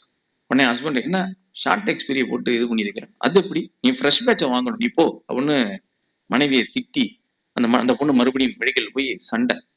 மச்சன் நீங்க ஃபோன் பண்ணி, என்ன அவன் தங்கச்சியை விட்டுட்டு தான் நான் நம்பி நான் ஊருக்கு போயிருக்கேன், என்ன இப்படி எக்ஸ்பீரியா வாங்கி கொடுத்துட்டு இருக்க ஓ அப்படின்னு சொல்லி அனுப்பிச்சு விட்டான். மச்சனே, ஐயோ மாப்பிள்ள ஊர்ல அவன் தான் அங்கிருந்து பணம் கொடுக்குறவன், ஸ்பான்சர் அவன், ஐயோ அப்படின்னு சொல்லிட்டு அவன் போய் கடைக்காரனோட பயங்கர சண்டை. கொஞ்சம் பாடுறதோட பக்குவத்தையும் ஜாஸ்தியா இருக்கும் இல்லையா, இப்பதான் வாட்ஸ்அப் இருக்கு இல்லையா, கட கட கட கட மெசேஜ், இந்த தெருல, இந்த மாவட்டத்துல, இந்த ஊர்ல இந்த கடை இத்தனை வருஷமா இருக்கு, இப்படித்தான் எக்ஸ்பீரி மருந்தா விக்குது, இது மாதிரி எத்தனை வருஷமா இவங்க வித்துக்கிட்டு இருக்காங்கன்னு தெரியல, முதலமைச்சர் தலையிட்டு இது உடனடியாக நடவடிக்கை எடுக்க வேண்டும்னு சிஎம் செல்லுக்கு மெசேஜ் அடிச்சிட்டான். வாட்ஸ்அப் இருக்கு, மெசேஜ் இருக்கு, சிஎம் செல் மெயில் இருக்கு, அப்படி அடிச்சிட்டான். சிஎம் செல்ல இருந்து போன் போகுது, நைட்டு 11:30 மணிக்கு அங்க போய் பக்கத்துல இருக்க டிசி போய் கடையை மாதிரி வந்திருக்குனே, இப்ப என்னப்பா அதெல்லாம் பிரச்சனையா முடிஞ்சுப்பா, அந்த பொண்ணுக்கு நாங்க மாத்தி வேற கொடுத்துட்டோம்ப்பா, இதுக்கெல்லாம் வந்து வேற ப்ரெஸ் பேச்சர் வாங்கிட்டு போயிடுச்சு அந்த பொண்ணு. இல்ல சிஎம் செல்லுக்கு போயிருச்சுன்னா நாளைக்கு பிரச்சனை, நான் 11:45 தூங்குறேன், அந்த கடைக்காரர் எனக்கு அடிக்கிறாரு, என்ன பிரச்சனை எப்படி சமாளிக்கிறான், எனக்கு ஒரே மந்த் எண்டு ப்ரெஷர், எவனாவது ஆர்டர் தந்துட மாட்டானான்னு 10 மணி வரைக்கும் போன பார்த்துட்டு 11:30 மணிக்கு ஆகா அப்படின்னு போன் பண்றாரு, ஆர்டர் கொடுக்க போறாருன்னா அவர் பிரச்சனையை சொல்றாரு. இந்த பிரச்சனையை எப்படி ஹேண்டில் பண்றேன், நீங்க என்ன ப்ராடக்ட்னு, விட்டமின் D3, ட்ரக் இன்ஸ்பெக்டர் வரமாட்டாரு, FSO தான் வருவாரு, நாளைக்கு கரெக்ட் பண்ணிக்கலாம், வைங்க முதல்ல போன் அப்படின்ட்டு அவரை கூல் பண்ணிட்டேன். இப்ப அந்த பையனை கூப்பிட்டு 4-5 பேர் ஊர்க்காரங்க பெரியவங்க எல்லாம் கூப்பிட்டு வாபஸ் வாங்குடா அப்படின்னு சொல்லி திட்டுறாங்க. நல்ல உன் குழந்தைய காப்பாத்தி, நீயே சின்ன பிள்ளையா இருக்கும்போது இந்த டாக்டர் தான் போனேன், உங்க அப்பா எல்லாம் இங்கதான் மருந்து வாங்குவாரு, இப்படி பண்ணலாமா ஐயா, நம்ம எல்லாம் ஒரே ஊருக்காரங்கன்னு சொல்லி 4 பெரிய நாட்டாங்களை வச்சு பேசியாச்சு.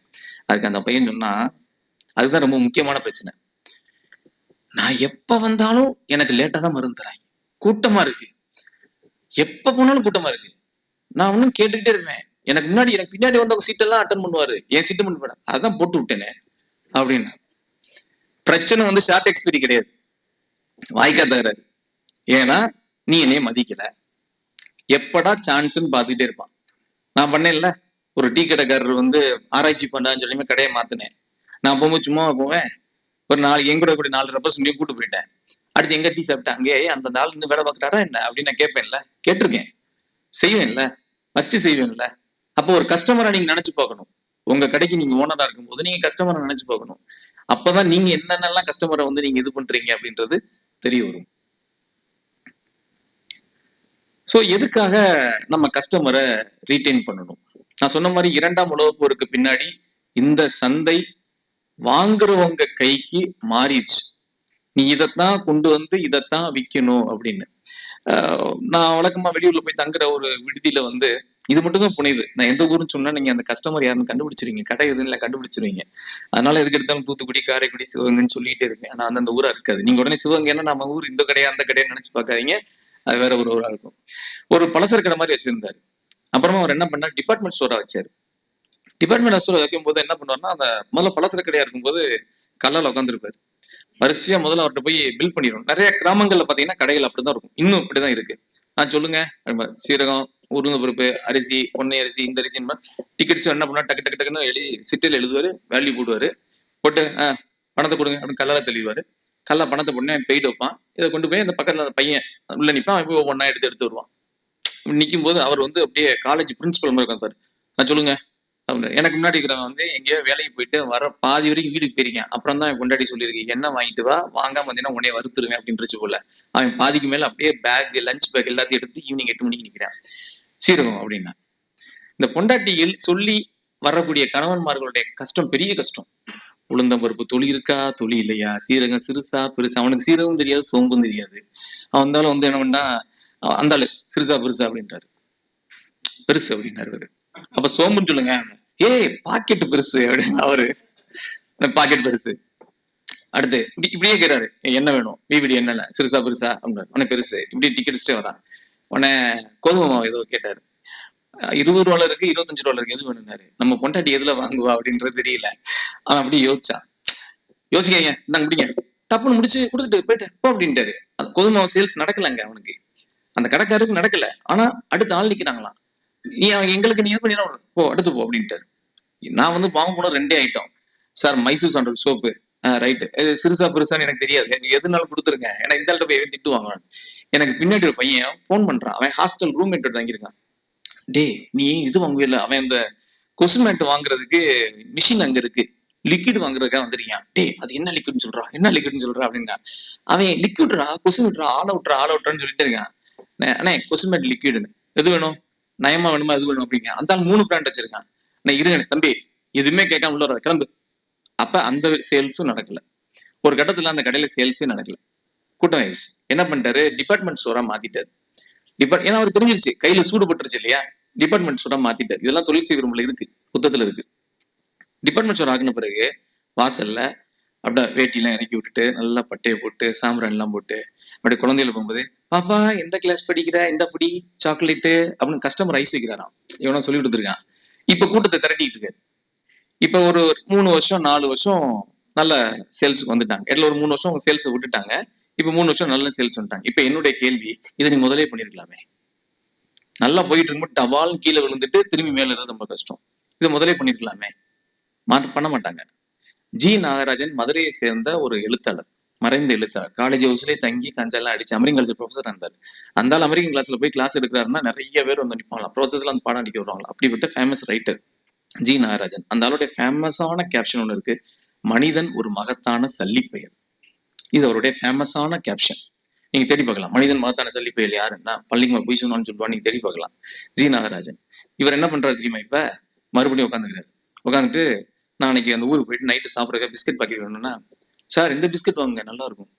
அவருக்கு தெரிஞ்ச எவனோ ஒருத்தன் வந்து, எனக்கு தேவை குட் டே சார், நீங்க இதை வாங்குங்க சார் அப்படின்னு ப்ரொமோட் பண்றாரு. இனி நான் வாங்குவேன், நான் அடுத்த ஒரு குட்டே இருக்கேன் சார், குட்டே காணா அப்படின்றேன். சார் நீங்க இதை வாங்குங்க. இல்லைண்ணா ஜி வேணாம், நான் அப்புறம் வந்து வாங்கிக்கிறேன் அப்படின்னு சொல்லிட்டு வந்துட்டேன். நீங்க ஒரு பொருளை வச்சிருக்கீங்கன்றதுக்காகலாம் இப்பெல்லாம் வந்து எதையும் விற்க முடியாது. கஸ்டமருக்கு என்ன வேணுமோ அதை நீங்க வித்தாதான் கரையேற முடியும். நான் உன்னை கொண்டு வந்திருக்கேன், இவ்வளவு பெரிய கடை போட்டிருக்கேன், என் மாமியார்கிட்ட சீதனமா வாங்கி லைட்டு போட்டிருக்கேன், இவ்வளவு இன்வெஸ்ட் பண்ணிருக்கேன், நான் வித்துதான் ஆவேன்னா கடை முடிடுவீங்க. ஸோ எதுக்காக கஸ்டமரை ரீட்டைன் பண்ணணும் அப்படின்னா, ஒரு புது கஸ்டமர் உங்க கடைக்கு வராரு அப்படின்னா அவர்கிட்ட உங்களுடைய பராக்கிரமங்கள், வீர தீரம், நான் உலகத்திலேயே பெரிய ஆளு, அப்படியாகும் இப்படியாகும், சால்ட் எல்லாம் இமயமலையில உடைச்சு வச்சிருக்கணும் சொல்றதுக்கு உங்க டைம் வேஸ்ட் ஆகும். அவங்ககிட்ட நீங்க எனர்ஜி வேஸ்ட் பண்றீங்க. எல்லாமே இன்வெஸ்ட்மெண்ட் தான் ஒரு பிசினஸ் மேனுக்கு. உங்க டைமை நீங்க கொடுக்குறீங்க, டைம் இன்வெஸ்ட்மெண்ட். எமோஷனை கொடுக்குறீங்கன்னா எமோஷனல் இன்வெஸ்ட்மெண்ட், எல்லாமே இன்வெஸ்ட்மெண்ட். ஸோ புது ஆள்கிட்ட போய் நீங்க செலவழிக்கிறதுக்கு பழைய ஆளை தக்க வச்சுட்டீங்கன்னா 5 to 25 times cheaper than acquiring new customer. So இருக்கிற ஆளை தக்க வச்சிட்டோம்னா ரொம்ப ஈஸி.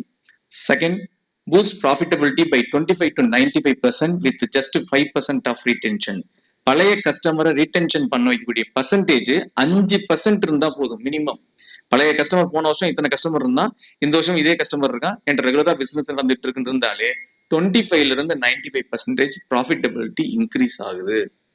இதை நம்ம ஊருக்காரன்னு சொன்னா நீங்க நம்ப மாட்டீங்கன்றனாலதான் யார்கிட்ட இருந்து எடுத்துன்றதையும் போட்டிருக்கேன். ஹார்வர்ட் பிசினஸ் ரிவ்யூ அக்டோபர் 2014 வந்த ரிசர்ச். இந்த ரிசர்ச்ல தான் வந்தது. ஆனா நம்மளுடைய நிறைய நண்பர்களுக்கு நம்ம கடையில யார் யார் வந்து வாங்குறா அப்படின்ற விஷயமே தெரியாது. டெய்லி நைட்டு கடை அடைக்கும் போது கடைக்கு ஃபோன் பண்ணி என்னப்பா இன்னைக்கு எவ்வளவு சேல்ஸ் ஆச்சு அப்படின்னு தான் கேட்போமே ஒழிய யார் யார் வந்து வாங்கினா, எத்தனை பர்சன்ஸ் வந்து வாங்கினாங்க, எத்தனை பில் ஆயிருக்கு அப்படின்ற டீட்டெயில் நம்ம யாரும் பாக்குறது கிடையாது. அப்படி பாத்தீங்கன்னா சந்தோஷமான விஷயம். நீங்க எப்ப அதெல்லாம் பார்க்க ஆரம்பிக்கிறீங்களோ அப்பதான் நீங்க ப்ராக்ரஸிவான பாதைக்கு நீங்க போயிட்டு இருக்கீங்கன்றது அர்த்தம். நீங்க ஒரு கடையில வேலை பார்க்குற ஆளா இருந்தீங்கன்னா உங்களுக்கு சக்சஸ் வரலாம். ஆனா நீங்க கடை வச்சிருக்கீங்க, ஒரு ஓனரா இருக்கீங்க, ஒரு கம்பெனியோட எம்டியா இருக்கீங்க, சிஇஓ இருக்கீங்க, ஒரு லீடரா இருக்கீங்க அப்படின்னா அச்சீவ்மெண்ட்ஸ் தான் முக்கியம், சக்சஸ் முக்கியம் கிடையாது. சக்சஸ் அப்படின்றது வந்து ஒரு குறிப்பிட்ட லெவலோட முடிஞ்சு போயிடும். இன்னைக்கு எங்க முதலாளி வந்து எனக்கு ஒரு 10 பனியை விற்க சொல்லியிருக்காரு, 10 டிஷர்ட் விற்க சொல்லியிருக்காரு, நான் அதை பண்ணிட்டேன், இன்சென்டிவ் வாங்கிட்டேன், சக்சஸ் முடிஞ்சு போயிடும். ஆனா முதலாளியே அச்சீவ்மெண்ட் என்னன்னா, போன வருஷம் நான் 1 crore பண்ணிருக்கேன், இந்த வருஷம் நான் 130 crore நான் பண்ணணும் அப்படின்றத அச்சீவ்மெண்ட். அது சக்சஸ் கிடையாது. நீங்க 130 crore பண்ணி மார்ச் 31 கணக்கு முடிக்கும் போது 130 பண்ணிட்டேன் அப்படின்னு சொல்லிட்டீங்க அப்படின்னா அது சக்சஸ் கிடையாது. அடுத்து நீங்க 150 வைப்பீங்க, அது அடுத்த அச்சீவ்மெண்ட்டை நோக்கி போயிடும். ஸோ அச்சீவ்மெண்ட் அப்படின்றது ஃபார் எவர், அதுதான் உங்களை மேலே ஏற்றி போய்கிட்டே இருக்கும். சக்சஸ்ன்றது ஒரு கிணத்துல எதை போட்டு நான் அங்கேயே நின்றுட்டேன், நான் successful, I am family person, நான் கல்யாணம் பண்ணிட்டேன், ஒரே ஒரு தடவை கல்யாணம் பண்ணினாலும் சக்சஸ்ஃபுல் தான், 3 தடவை யாருக்கும் தெரியாம கல்யாணம் பண்ணாலும் சக்சஸ்ஃபுல் தான் அவனை பொறுத்த வரைக்கும். So success என்டர்லி different from achievements. இப்போ இந்த கஸ்டமர் ரிட்டென்ஷன் ரேட் எப்படி கண்டுபிடிக்கணும் அப்படின்னா, நீங்க ஒரு கணக்கு வச்சுக்கலாம், ஒரு மாசம் வச்சுக்கலாம். பொதுவாக ஃபினான்ஷியல் இயர் தான் நம்ம பிசினஸ் எல்லாமே பார்ப்போம், ஏப்ரல் டு மார்ச். ஸோ இதை நீங்க இது வரைக்கும் ஃபாலோ பண்ணலைன்னா இதை ஃபாலோ பண்ணுங்க, ரொம்ப முக்கியமானது. E-N, அதாவது மார்ச் 31 வச்சுக்கோமே, இன்னைக்கு ஒரு கணக்கு சொல்றேன். இன்னைக்கு மார்ச் 31 நம்ம கையில எவ்வளவு கஸ்டமர்ஸ் சேல்ஸ் கொடுத்துருக்காங்க நமக்கு. நீங்க ஒரு ஆடிட்டரா இருக்கீங்க, எத்தனை பேர் உங்கள்கிட்ட டாக்ஸ் ஃபைலிங் கொடுத்துருக்காங்க. நீங்க ஒரு டிராவல்ஸ் வச்சிருக்கீங்க, எத்தனை பேருக்கு வந்து உங்கள்கிட்ட விசாக்கும் டிக்கெட்டுக்கும் புக் பண்றதுக்கு வந்திருக்காங்க. இல்ல நீங்க வந்து ஒரு ஒரு ஒரு மளிகை கடை வச்சிருக்கீங்க, எத்தனை கஸ்டமர்ஸ் வந்து உங்கள்கிட்ட ரெகுலரா வந்து வாங்கிட்டு இருக்காங்க. இந்த மார்ச் 31 எத்தனை கஸ்டமர் கையில இருக்காங்கன்றது தான் இ. என்னன்றது number of customers as new, அது அந்த பீரியட் ஆஃப் டைம். இந்த மாசம் நீங்க கணக்கு பாத்தீங்கன்னா இந்த மாசம் எத்தனை நியூ கஸ்டமர், இந்த வருஷம் கணக்கு பாத்தீங்கன்னா இந்த வருஷம் எத்தனை நியூ வந்திருக்கு. ஸோ அதுல இருந்து மைனஸ் பண்ணிடணும். கீழே ஸ்டார்டிங்ல ஏப்ரல் 1 இல்ல இந்த மாசம் 1 எத்தனை பேர் இருந்தாங்க, ஸ்டார்டிங்ல எத்தனை பேர் இருந்தாங்களோ அவங்களால வகுத்து 100ஆல நீங்க மல்டிபிள் பண்ணி பர்சன்டேஜ் கால்குலேட் பண்ணணும். இதுதான் கஸ்டமர் ரிட்டென்ஷன் ரேட். இந்த கஸ்டமர் ரிட்டென்ஷன் ரேட் வந்து பார்க்க ஆரம்பிக்கிறீங்க அப்படின்னாலே உங்க கடையில எவ்வளவு சேல்ஸ் நடந்திருக்குன்றதை தாண்டி யார் யாரு விற்கிறாங்க, யார் யார் வந்து வாங்குறாங்க, என்னென்ன பொருள் விற்குதுன்னு நீங்க தேட ஆரம்பிப்பீங்க. அப்படி தேட ஆரம்பிச்சிட்டீங்க அப்படின்னா நீங்க ப்ராக்ரெசிவ் மோடு போயிட்டு இருக்கீங்கன்னு அர்த்தம். ஸோ கஸ்டமர் ரிட்டென்ஷன் ரேட்டு தான் வாடிக்கையாளர்களை தக்க வைப்பதற்கான ஒரு அருமையான ஃபார்முலா. ஸோ கடையில என்ன விற்கிது, எவ்வளவு விற்குதுன்றதை தாண்டி என்ன விற்கிது, என்னென்ன விற்கிது, யார் யார் வந்து வாங்குறா, எப்பப்பெல்லாம் விற்கிது, இதுதான் முக்கியமானது. ஸோ ஒருத்தர் இன்னும் வளர வேண்டும், தன் தவறை சரி செய்து கொள்ள வேண்டும் என்றெல்லாம் யோசிக்கிறார் என்றாலே அவர் வளர்ச்சி பாதைக்கு வந்து விட்டார் என்றே அர்த்தம். ஒரு விஷயத்தை அல்லது ஒரு பழக்கத்தை தொழில் சார்ந்து இன்னொரு விற்பனையிடம் விவாதிக்கும் போதுதான் நாம் எங்கே தவற விடுகிறோம் என்பதை தெரிந்து கொள்கிறோம். அதுக்காக தான் இந்த மாதிரி அசோசியேஷன்ஸ், கிளப்ஸ் எல்லாமே இருக்கு. ஸோ நீங்க வர்றீங்க, எல்லாருமே வந்து பேசுறீங்கன்னா வேற வேற ஃபீல்டு இருக்கீங்க, இல்ல வேற வேற இண்டஸ்ட்ரி வச்சிருக்கீங்க அப்படின்னா, ஏப்பா நாங்க மருந்து கடை வச்சிருக்கோம்ப்பா, அந்த ஏப்ரல் மேல வந்து சீசனே கிடையாது, சேல்ஸே கிடையாது, உன் ஏரியால என்னப்பா நடக்குது அப்படின்னு சொல்லி ஒருத்தர் டிஸ்கஸ் பண்ணுவாங்க. அப்ப அவர் என்ன கேட்பாரு, இந்த ஏப்ரல் மேல சேல்ஸ் இல்லைன்னு நீ எப்படியா மெயின்டைன் பண்ணுவேன், எந்த ஹார்லிக்ஸ் போன்னிட்டா வித்துக்கிட்டு இருக்கேன் அப்படின்னு அவங்க அசால்ட்டா சொல்லுவாங்க. அவங்களுக்கு ஒரு ஹேபிட்டா இருக்கும். அப்ப நீங்க யோசிப்பீங்க, ஸோ லேட்ரல் வியூவா நம்ம ஏன் இதை எடுத்து போட்டு பண்ணக்கூடாது அப்படின்றத யோசிக்க ஆரம்பிப்போம். ஸோ டிஸ்கஸ் பண்ணுங்க. ஆனா நம்ம என்ன பண்ணுவோம் அப்படின்னா, நம்ம ஒரு கடை வச்சிருக்கோம்னா நம்மள மாதிரியே கடை வச்சிருக்கிற 100 பேர் என்னடா எங்க ஏரியாவில் லேபர் இன்ஸ்பெக்டர் வந்துட்டாரு, உனக்கு லேபர் இன்ஸ்பெக்டர் வந்தாரா, ஃபைன் போட்டிருக்காரா அப்படின்னு கேட்டுட்டு இருப்போம். நம்மளோட துயரத்தை அவனுக்கு சொல்லி அவனையும் இறக்கி விடுறதுதான் நம்ம வந்து. இந்தியாவில் 2 ஃபார்முலா இருக்கு. ஒண்ணு நம்ம உருப்படணும், இல்லைன்னா அடுத்து உனக்கு எடுத்து விடணும், கம்பெனிக்கு இழுத்துடணும். இந்த 2வது தான் நேஷனல் பாலிசியை நிறைய பேர் பண்ணிட்டு இருக்கோம். ஸோ எப்படி ரீட்டைன் பண்றது? ஸோ ஒரு கஸ்டமரை ரீட்டைன் பண்ணணும்னா என்னென்ன டெக்னிக்ஸ் நம்ம பண்ணலாம்? ஸோ முதல் விஷயம், focus on existing and silent. சைலண்ட்னா டார்மெண்ட். இப்போ நான் ஒரு ஃபார்மா மார்க்கெட்டிங் கம்பெனி வச்சிருக்கேன், என்கிட்ட எத்தனை டாக்டர்ஸ் ரெகுலராக ஆர்டர் போடுவாங்கன்ற லிஸ்ட் எனக்கு தெரியும். மாசத்துல ஆவரேஜா எவ்வளவு சேல்ஸ் நடக்கும், எத்தனை கஸ்டமர்ஸ் வந்து சேல்ஸ் வரும்ன்றது எனக்கு தெரியும். சில பேர் 3 மாசமா கடைக்கு ஆர்டரே போட்டிருக்க மாட்டாங்க, எனக்கு ஆர்டரே வந்திருக்காது, அவங்களாம் டார்மெண்ட். ஸோ அந்த டார்மெண்டா இருக்கிறவன்ட்ட போய் நீங்க கேட்கணும், ஏன் ரொம்ப நாளா ஆள் வரல, ஏன் உங்க இதுல சேல்ஸ் நடக்கல. நீங்க பாத்தீங்கன்னா இப்ப ஸ்விக்கில போய் நீங்க ஒரு தடவை ஆர்டர் போட்டீங்கன்னு வைங்களேன், ஸ்விக்கி வந்து திடீர்னு மத்தியானம் மெசேஜ் அனுப்புறான், ஏய் நீ 2 மணி ஆச்சு, நீ இன்னும் சாப்பிடவே இல்லையா, தமிழ்ல வருது எனக்கு, ஏதோ லவ்வர் அனுப்புற மாதிரி மெசேஜ் வருது ஸ்விக்கில இருந்து. ஓலால போய் புக் பண்ணிட்டீங்கன்னா ஓலா மெசேஜ் அனுப்புது, நீ 2 மணி ஆச்சு, நீ தனியா போகணும்னா பயப்படாத, நான் இருக்கேன் உன் கூட. இந்த மெசேஜ்ல எவன் டைப் பண்றான்னு தெரியல. ஓலாவோட ஓனர் யாருக்காவது தெரியுமா? ஸ்விக்கியோட ஓனர் யாருக்காவது தெரியுமா? தெரியாது. ஆனா அவன் என்னை கான்டாக்ட்ல வச்சுட்டு இருக்கான். நீ ஏன் இன்னும் போடவே இல்லை, ஆர்டர் போடவே இல்லை அப்படின்னு வச்சிருக்கான். எனக்கும் அட்சய திருதிக்கு சம்மந்தமே கிடையாது. தங்கம்மையில இருந்து வருது, எங்கெங்க இருந்தெல்லாம் மெசேஜ். எப்படிதான் என் நம்பர் எடுக்கிறாங்கன்னே தெரியல. இந்த அட்சய திருதிக்கு உங்களுக்கு பிடித்தமானவர்களுக்கு நகையை வாங்கி கொடுக்கும், இதை எனக்கு அனுப்புறதோட நீ பாட்டிக்க, என் முன்னாடிக்கு அனுப்பிடாத. அப்ப இவங்க இது என்ன சொல்றாங்கன்னா, என்னை கான்டாக்ட்ல வச்சுக்கிட்டே இருக்காங்க. கஸ்டமர்ஸை கான்டாக்ட்ல வச்சிருக்காங்க. So focusing on existing and silent customers. அவனை ஃபோக்கஸ் பண்ண. அவன் இன்னைக்கு வந்து உங்ககிட்ட 1 மாசத்துக்கு 1000 ரூபாய்க்கு வாங்குறவன் நாளைக்கு 1500 ரூபாய்க்கு வாங்குறதுக்கு வாய்ப்பு நிறைய இருக்கு. அவன் 2 மாசமா வாங்கலையா, ஏன் வாங்கல? அப்ப முதல்ல எவன் வாங்குறேன் எவன் வாங்கலன்னு உங்களுக்கு தெரிஞ்சிருக்கணும். அது தெரிஞ்சாதான் நீங்க ஃபோக்கஸ் பண்ண முடியும். என் கடையை திறந்து வைப்பேன், வர்றவன் எல்லாம் வாங்கன்னா வாங்கு. இந்த பஸ் ஸ்டாண்ட்ல பெட்டி கடை உட்காந்துருப்பாங்க, திடீர்னு ஊருக்கு வருவாங்க, 4 கள்ளம்பட்டை அவங்க போயிருவாங்க. அது சேல்ஸ். நம்ம எப்ப பிசினஸ் வரமோ நம்ம சேல்ஸ்ல இருந்து நகர்ந்து மார்க்கெட்டிங் வந்துடணும். So B focus on existing and silent customer. The second one is honouring the feedback. நான் அந்த டீ கடைக்காரர்கிட்ட சொன்னேன் இல்லையா, அந்த ஓனர்கிட்ட, என்னண்ணே ஐயா அப்படி சொல்றேன். அவர் என்ன சொன்னாரு, நான் உடனே என்னன்னு சொல்றேன் சார், நான் உடனே அவர்கிட்ட பாக்குறேன் அப்படின்னு தனியா கூப்பிட்டு இப்படிலாம் பண்ணாதீங்கன்னு சொல்லணும். அவர் அங்கிருந்து வராரு, பால் பண்ண போட்டு வராரு, பால் பாத்திரத்தை கழுவுறாரு. அந்த ஆளுக்கு இவர் எவ்வளவு பெரும் பல்லக்கு தூக்குறாரு என்கிட்ட சொல்றாரு. ஸோ என்னுடைய ஃபீட்பேக் அவர் அக்செப்ட் பண்ணவே இல்லை. எப்ப என்னோட ஃபீட்பேக் அவர் அக்செப்ட் பண்ணலையோ அப்போ அவர் தவற திருத்திக்க மாட்டேன்னு அர்த்தம். எப்ப என்னோட ஃபீட்பேக் அங்க யூஸ் ஆகலையோ அப்ப நான் அவருக்கு தேவையில்லைன்னு அர்த்தம். நீங்க காரை சர்வீஸ் விட்டுருவீங்க, அது ஹூண்டாயா இருக்கட்டும், டாட்டாயா இருக்கட்டும், மாருதியா இருக்கட்டும், 2ஆம் நாள் குய்ய முறை ஃபோன் பண்ணுவாங்க உங்களுக்கு. எங்க டெல்லியில இருந்து போன் வரும் சார், 10 போடுங்க சார், எல்லாத்துக்கும் வருதா, எல்லாத்துக்கும் போனு எதுக்காக வருது? உங்களுடைய ஃபீட்பேக் அவன் ஆனர் பண்றாங்க. நீங்க ஒரு கஸ்டமரா அவங்க ஃபீட்பேக்ல நீங்க ஆனர் பண்றீங்க அப்படின்றப்ப உங்களுக்கு ஒரு கஸ்டமர் நீங்க எப்படி ஆனர் பண்றீங்கன்றது very important. And third, executing the ideas of customer. இப்போ கஸ்டமர் சொல்லிடுவேன், சார் நீங்க சேர் என்ன இங்கே போட்டிருக்கீங்க, பாய் ஃபேனு காற்றே வர மாட்டேங்குது, வெயில் காலம், கொஞ்சம் இப்படி ஃபேனுக்கு இங்கே எடுத்து திருப்பி விடுங்க, ஒரு டேபிள் ஃபேனை போடுங்க. இங்கே வருவேன்னு சொல்லிட்டு போயிருக்கேன், ஈவி வில் யாரா கட்டுறது. அடுத்த ஒரு கஸ்டமர் வரும்போது, சாருக்கு ஃபேனை போட்டு வை, நீங்க போடலாம் வேணாம், ஜஸ்ட் இந்த அந்த கஸ்டமர் ஃபீல் பண்ணணும் நம்மளுடைய ஃபீட்பேக்கை இவங்க ஆனர் பண்றாங்கன்னு ஃபீல், அந்த உணர்வை கொடுத்துட்டாலே போதுமானது. Next, invest to search the need of customer. உங்க கடைக்குள்ள ஒரு கஸ்டமர் வந்துட்டாரு அப்படின்னா அவர் எதுவுமே இல்லைன்னு சொல்லிடக்கூடாது, அவர் கேட்டு நீங்க இல்லைன்னு சொல்லிடக்கூடாது. முடிஞ்ச வரைக்கும் ஏதாவது ஒரு, இப்ப சர்வீஸ் நோக்கி வருது, எல்லா பிசினஸும் சர்வீஸ் செக்டார் தான். யாருமே வந்து இது இருக்கு இல்லப்பா நீ வேற கடையை பார்த்துக்கோ அப்படின்றதுல போயிட்டாங்க. இருங்க, உங்களுக்கு நான் வாங்கி தரேன், உங்க போன் நம்பர் கொடுங்க. மருந்து கடையில அது பண்றாங்க. மருந்து கடைகள் மாதிரி காம்படிஷன் வந்து எதுவுமே கிடையாது. நீங்க மருந்து கடைக்காரங்கிட்ட கேட்டு பாருங்க, இந்த மருந்துலாம் அதுலயும் பலந்துன்னு கொட்டை போட்ட பூமர்கள் இருக்கு. நம்ம எல்லாம் சொல்லணும்ல, பூமர் ஆண்டின்னு சொல்றோம் இல்லையா, இதெல்லாம் அந்த டாக்டர் தான் எழுதுவாரு, அந்த டாக்டர்கிட்டயே போய் கேளு அப்படின்னு. இந்த மதுரை 80 கிலோமீட்டர்னு அவங்க எல்லாம் பிசினஸ் இனிமேல் தக்க வைக்கவே மாட்டாங்க. ஆன்லைன்ல வேற வந்துகிட்டு இருக்கு, எல்லாமே ஆன்லைன்ல போட்டு எடுத்துக்கிட்டு இருக்காங்க. இன்சூரன்ஸ் ஏஜென்ட்ஸ் எல்லாம் ரொம்ப பாவம், பாலிசி பஜார்ல போட்டு எடுத்துட்டு இருக்காங்க. அப்ப எல்லாமே ஆன்லைன் நோக்கி, இ காமர்ஸ் நோக்கி வந்துட்டு இருக்கும்போது நம்ம எப்படி அவங்களுக்கு சர்வீஸ் பண்ணணும்? ஒண்ணு இல்லைன்னு சொல்லாம அதை எப்படி அவைலபிள் பண்ணணுமோ அதை அவைலபிள் பண்ணணும். நோட் டு ஸ்வாட். இந்த மார்க்கெட்டிங்ல ஸ்வாட் அப்படின்றது ரொம்ப ஃபேமஸ் ஆனது. செல் வாட் அவைலபிள் டுடே. இது ஒரு காலத்துல இருந்தது, 2ஆம் உலக போர் நடந்துட்டு இருக்கும் போதும் அதுக்கப்புறம் நடந்ததுதான் ஸ்வாட். செல் வாட் அவைலபிள் டுடே. இதுதான் முதலாளிகளுக்கு பிசினஸ் கோச்சும் லைஃப் கோச்சும் சொல்லி கொடுத்தது. இங்க பாரு, கையில இருக்குல்ல, வித்துரு எப்படியாவது வித்துரு அப்படின்றது. இது அப்படி கிடையாது. இப்ப ஸ்வாட் கிடையாது. Search the need of the customer. கஸ்டமருக்கு என்ன தேவையோ அந்த பொருளை நீங்க கொண்டு வாங்க. உங்க பொருள் விற்கலையா, கஸ்டமர் வர்றானா, அவனுடைய மார்க்கெட்டை சர்வே எடுங்க, அவனுக்கு என்ன நீடுன்னு கண்டுபிடிங்க, அதை கொண்டு வந்து விற்க பாருங்க. அட் எனி காஸ்ட் உங்க கல்லால நீங்க தான் பணம் எடுக்க போறீங்க, உங்க கல்லால நீங்க தான் பணம் விழுக வைக்கணும். அப்ப கல்லால பணம் விழுகணும்னா எதை விற்கணுமோ அதுக்கேற்ற மாதிரி சந்தையை மாத்திக்கங்க. போலீஸ்காரன் ட்ரெஸ் போட்டுட்டு சத்யராஜ் வால்டர் வெற்றிகள் மாதிரி அப்படியே நான் இந்த மாதிரி தான் பிசினஸ் பண்ணுவேன், எனக்கு இப்படிதான் சொல்லி கொடுத்துட்டு இருப்பாங்க அப்படிலாம் நீங்க சொல்லக்கூடாது. உங்களுக்கு இருக்கிற பாலிசி எத்திக்ஸ் எல்லாம் கரெக்ட், பட் கஸ்டமரோட நீடை கண்டுபிடிக்க முடியலன்னா நீங்க சேல்ஸ் கொண்டு வர முடியாது.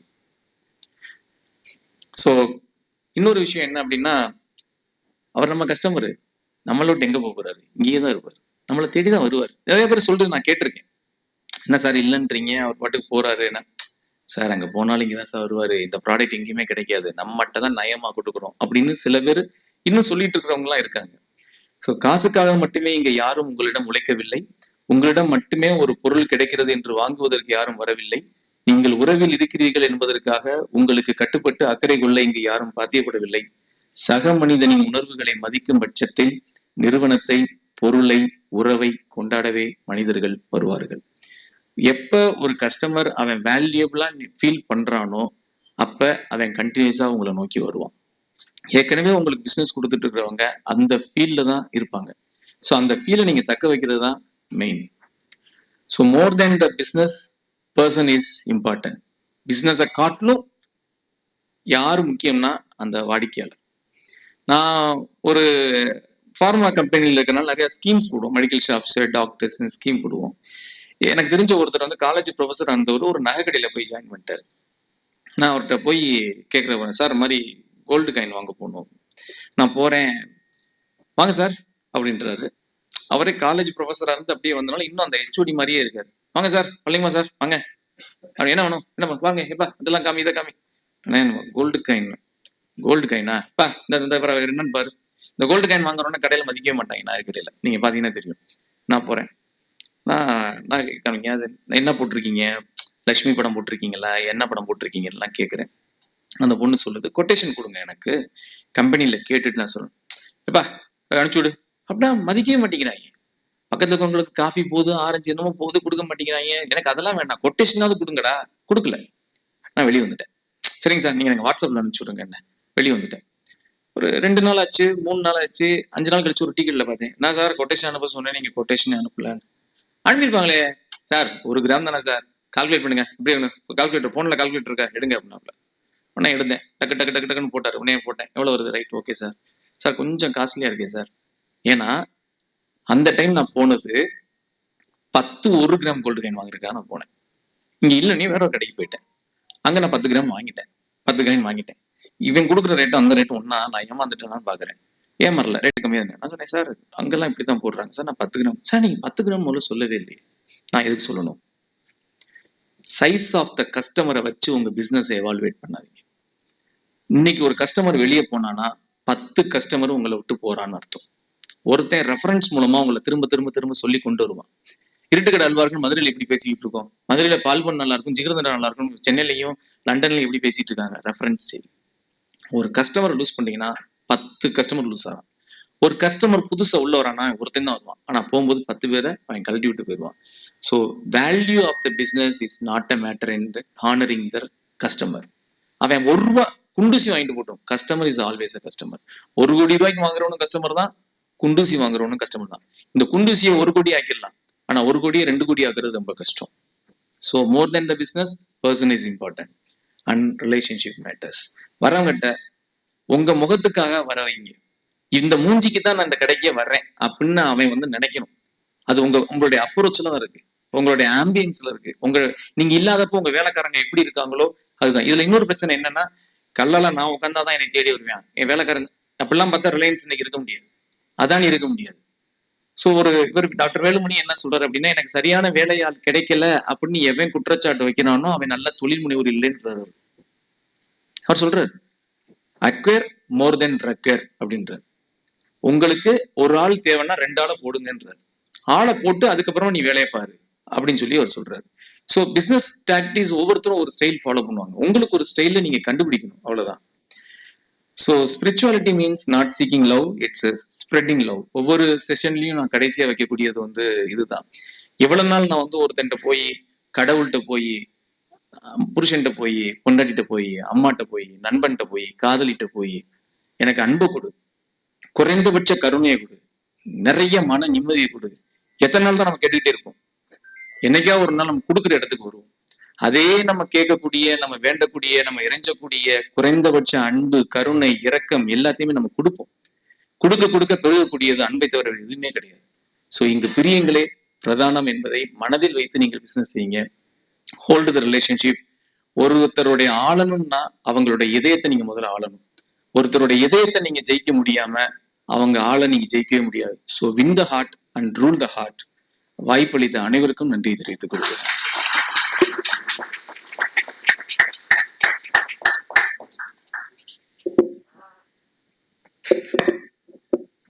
Thank you sir.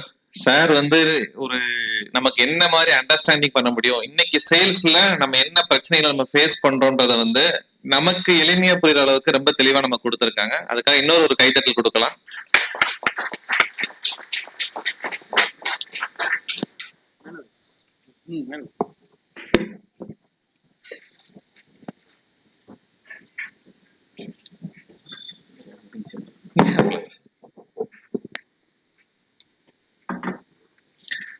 அடுத்து Q&A செஷன்.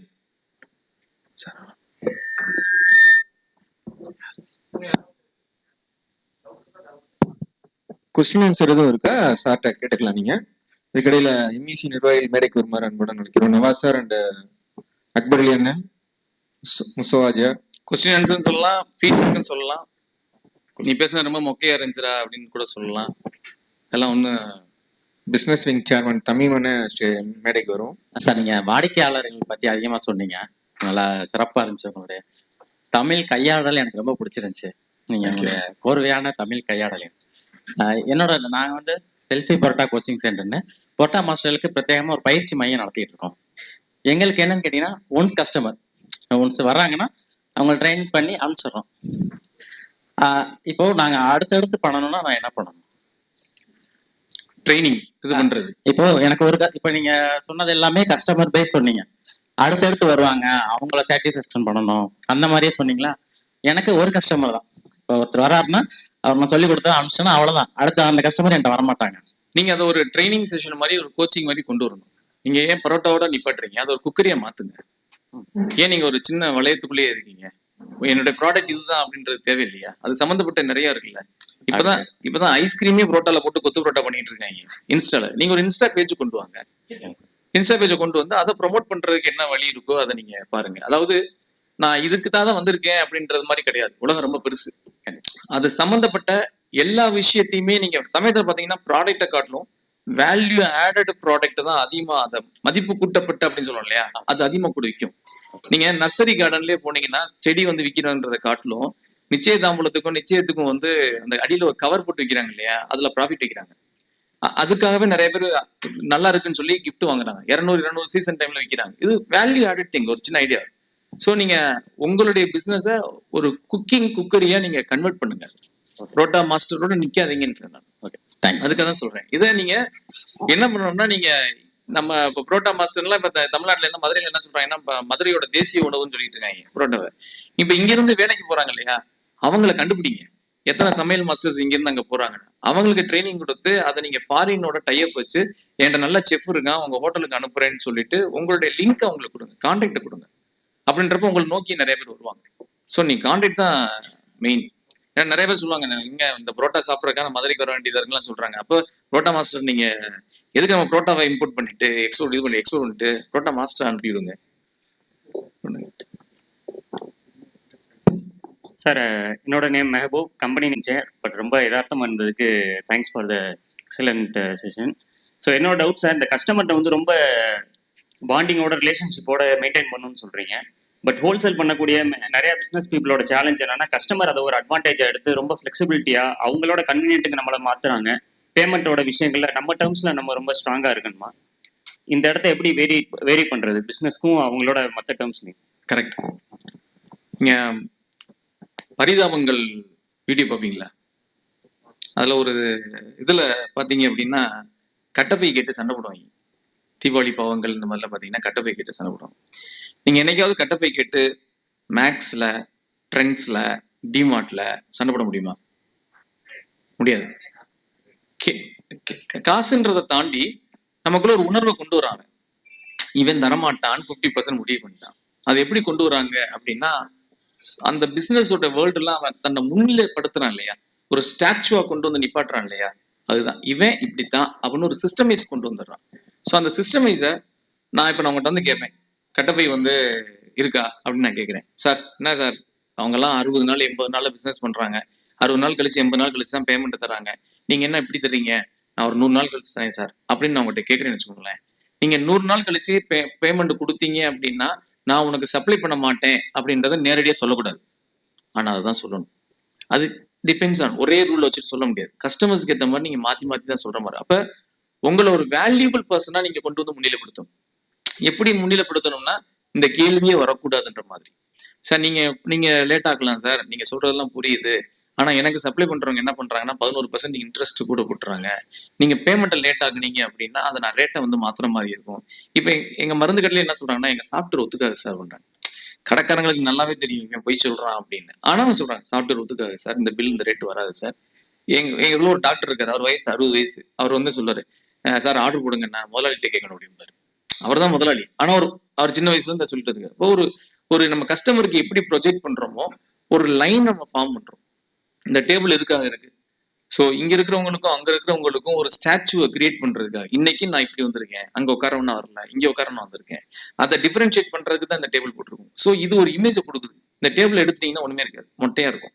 ஸோ அந்த ஸ்டாச்சுவை கஸ்டமருக்கும் உங்களுக்கும் உள்ளது. Not only for your business but also pharma, food, parotta master training, எதா இருந்தாலும் கஸ்டமர் ஒரு லெவலுக்கு மேல இறங்கி வர முடியாதபடி பண்றது நம்ம கையில தான் இருக்கு. நீங்க இறங்கி வர விட்டுட்டீங்க அப்படின்னா கஸ்டமர் லூஸ் ஆயிடுவாரோன்ற பயத்திலேயே நீங்க லீனியண்டா போய்கிட்டே இருப்பீங்க.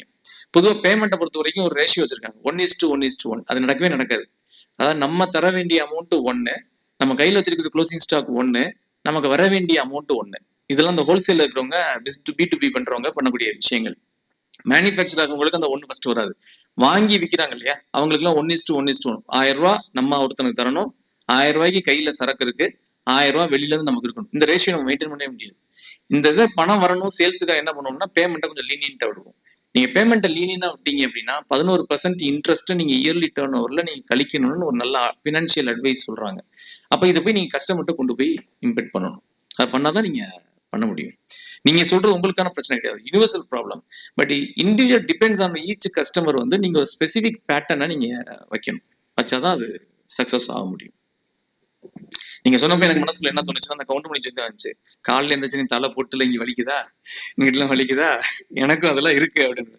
அது யூனிவர்சல் ப்ராப்ளம். அது ஒரு விஷயம் சொன்னீங்க, கஸ்டமர் வந்து நம்மளுடைய ஃபேஸ் வேல்யூக்காண்டி வரணும் அப்படிங்கிற மாதிரி சொல்லியிருந்தீங்க. நான் இன்னொரு புக்ல படிச்சேன், நம்மளுடைய ஃபேஸ்க்காண்டி கஸ்டமர் வரக்கூடாது, நம்மளுடைய பிராண்டுக்காண்டி வரணும் அப்படிங்கிற மாதிரி படிச்சிருந்தேன். ஸோ இதை எப்படி பார்க்குறீங்க? நீங்க ரின் சோப்பு வித்துட்டு இருக்கீங்கன்னு வச்சுக்கோமே, அதுல என்ன பிராண்ட் கிடையாது தான் நான் சூஸ் பண்றேன். ரின் சோப் அங்க வாங்கினா இங்க வாங்கினா என்ன, எனக்கு அண்ணாச்சி கிட்ட தான் பிராண்டு. ஸோ பிராண்ட் அப்படின்றது நம்ம கிரியேட் பண்றது தான், நம்ம தான் நம்மளுடைய பிராண்டு. இப்போ நீங்க டோமினோஸ் போறீங்க, டோமினோஸோட ஓனரா நிக்கிறாரு. டோமினோஸ் எதை நோக்கி போறோம்? பிராண்டை நோக்கி தான் போறோம். டோமினோஸ்ல சர்வீஸ் இல்லைன்னு நீங்க போக மாட்டீங்க. நீங்க பாத்தீங்கன்னா ஒரு காலகட்டத்துல ஃபியட் காரை திருச்சி டிஸ்ட்ரிக்ட்ல, புதுக்கோட்டை டிஸ்ட்ரிக்ட்ல இருந்து சர்வீஸ்க்கு மதுரை அனுப்புவாங்க. ஏன்னா ஃபியட்டுக்கு வந்து சர்வீஸ் அங்க சரியில்லை. ஃபியட் இப்ப கிடையாது. யூனோன்னு ஒரு கார் வந்துச்சு, 2-3 கார் வந்துச்சு. நீங்க ஃபியட் இப்ப கிடையாது, ஏன்னா நல்ல சர்வீஸ் கொடுக்கல. ஆனா நல்ல பிராண்டு தானே அது. அதை விற்கிறவங்க சரியில்லைன்றதுக்காக பிராண்டு போயிடுச்சு இல்லையா? ஏன் செவரால்ட்டு தூக்குனா? அவனுக்கு ப்ரொடக்ஷன் இருந்துச்சு, ப்ரொடக்ஷன்றதுனால சேல்ஸ் இருந்துச்சு, ப்ரொடக்ஷன் அவன் நிப்பாட்டிட்டான். அதான் ரீசன். அப்ப நீங்க ப்ராப்பர் சர்வீஸ் கொடுக்கல அப்படின்னா நம்ம அதை பண்ண முடியாது. அப்ப நம்ம தான் நம்மளோட பிராண்டா நம்ம நிக்கணும். நான் டொமினோஸ் வந்து நானே போயிருக்கேன். டொமினோஸ் போய் நிற்கும் போது அவ்வளவு கூட்டம் இருக்கு. அங்க வேலை பார்க்குற பிள்ளைகளையும் எதையும் அந்த மேனேஜர் வந்து திடீர்னு என்ன பண்றான், டக்குன்னு எஸ் கமான் அப்படின்றான். அந்த பிள்ளைகள் பசங்களை போய் வரிசையா நிக்கிறாங்க, 8 பேர் 9 பேர். ஏதோ சொல்றேன், நிறைய கூட்டம் இருக்கு. நம்ம வந்து உடனே டக்குன்னு ஒரு உறுதிமொழி ஓத்து இருக்கிறாங்க. So we supply on time, we supply on time முன்னோட கத்துறாங்க போயிறாங்க. எனக்கு என்னன்னா இந்த 2 நிமிஷத்துக்கு நீ வந்து வீசா செஞ்சு கொடுத்துருக்கலாம் மேடா அப்படின்ற மாதிரி. ஆனா அந்த பிள்ளைய உறுதிமொழி எடுத்துட்டு வேக வேகமா வேலை பார்க்குது. முதலாளி எங்க இருக்கான்? அமெரிக்கால இருக்கான். ஆனா அவனுக்கு எப்படி சிஸ்டம் போட்டு கொடுத்துருக்கான்?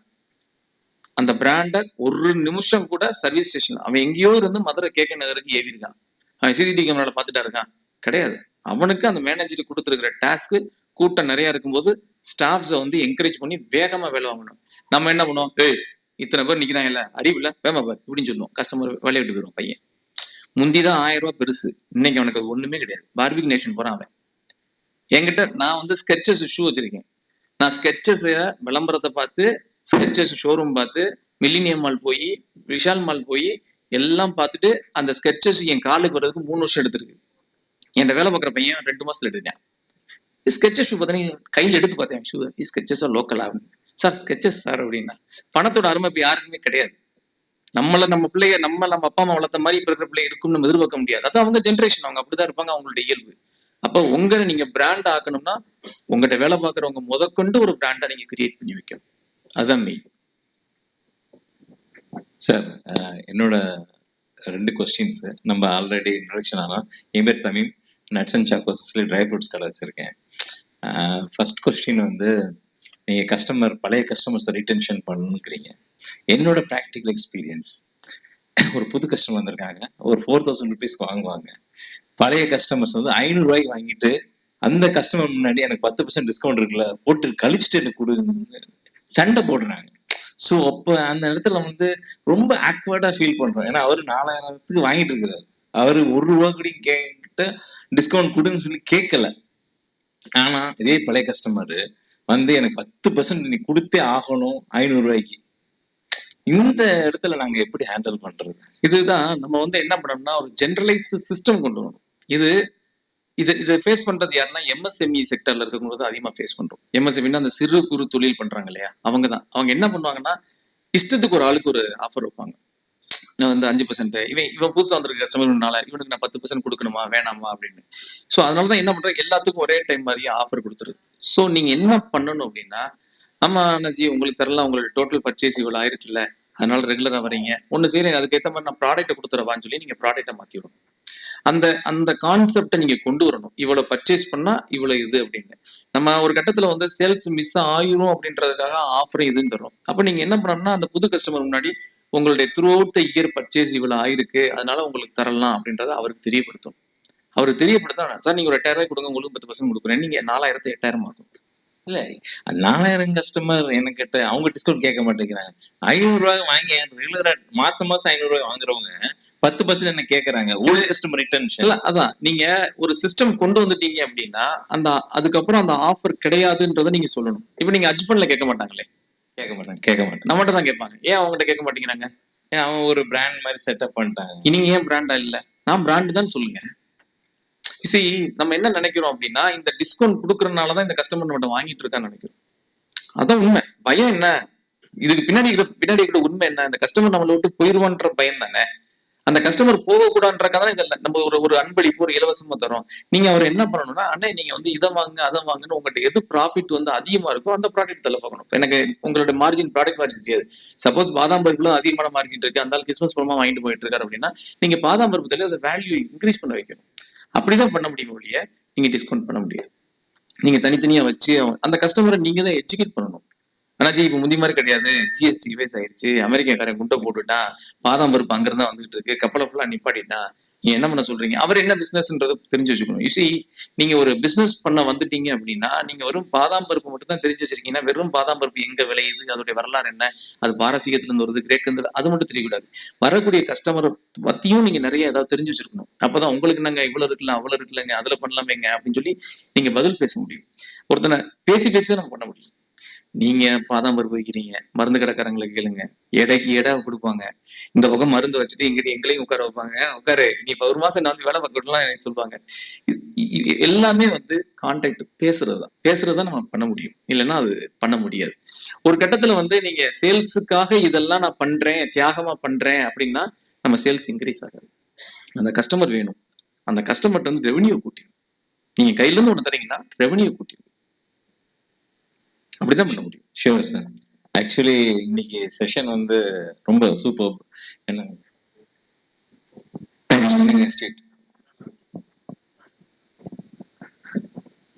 இன்னைக்கு சாரோட செஷன் வந்து ரொம்ப அருமையான செஷன். ஏன்னா நான் நிறைய சேல்ஸ் அட்டன் பண்ணியிருக்கேன்.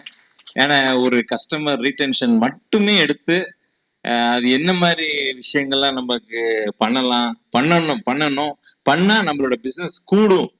ஸோ அதான் எனக்கு அந்த கஸ்டமர் ஏதோ 10 ரூபா வந்தாலும் சரி 10,000 ரூபாய்க்கு வாங்கினாலும் சரி ஒரே மாதிரி ட்ரீட்மெண்ட் பண்ணணும். அந்த மாதிரி நிறைய விஷயங்கள் சார் சொல்லி கொடுத்துருக்காரு.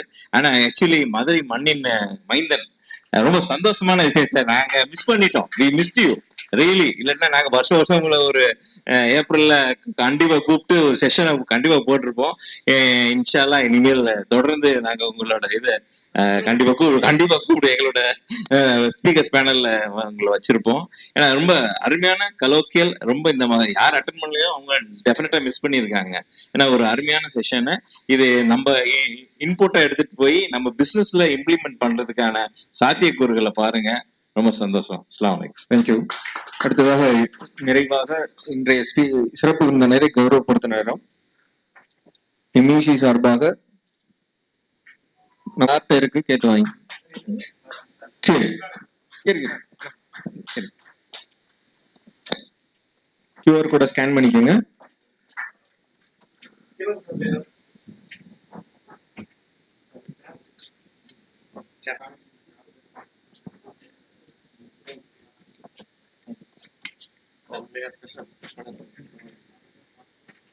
அப்துல் கபூர், நதர் கமால், அப்துல்லா, நிறைய பேர் இன்னும் வர வேண்டியிருக்கேன். போதுமா? முடிச்சிடலாமா? நெக்ஸ்ட் போலாமா? ஓகே, நெக்ஸ்ட் போறோம். ஃபைனல் 1 2 3.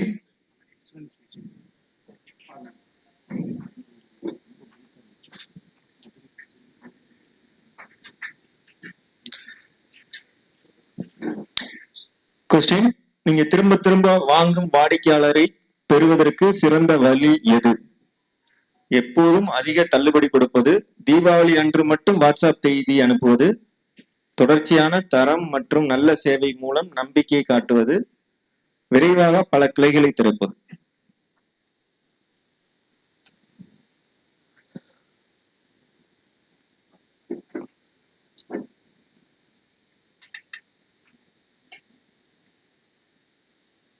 அடுத்த கொஸ்டின்: சிறு தொழிலுக்கான யூஎஸ்பி என்றால் என்ன? யூனிக் செல்லிங் ப்ரொபோர்ஷன் என்றால் என்ன?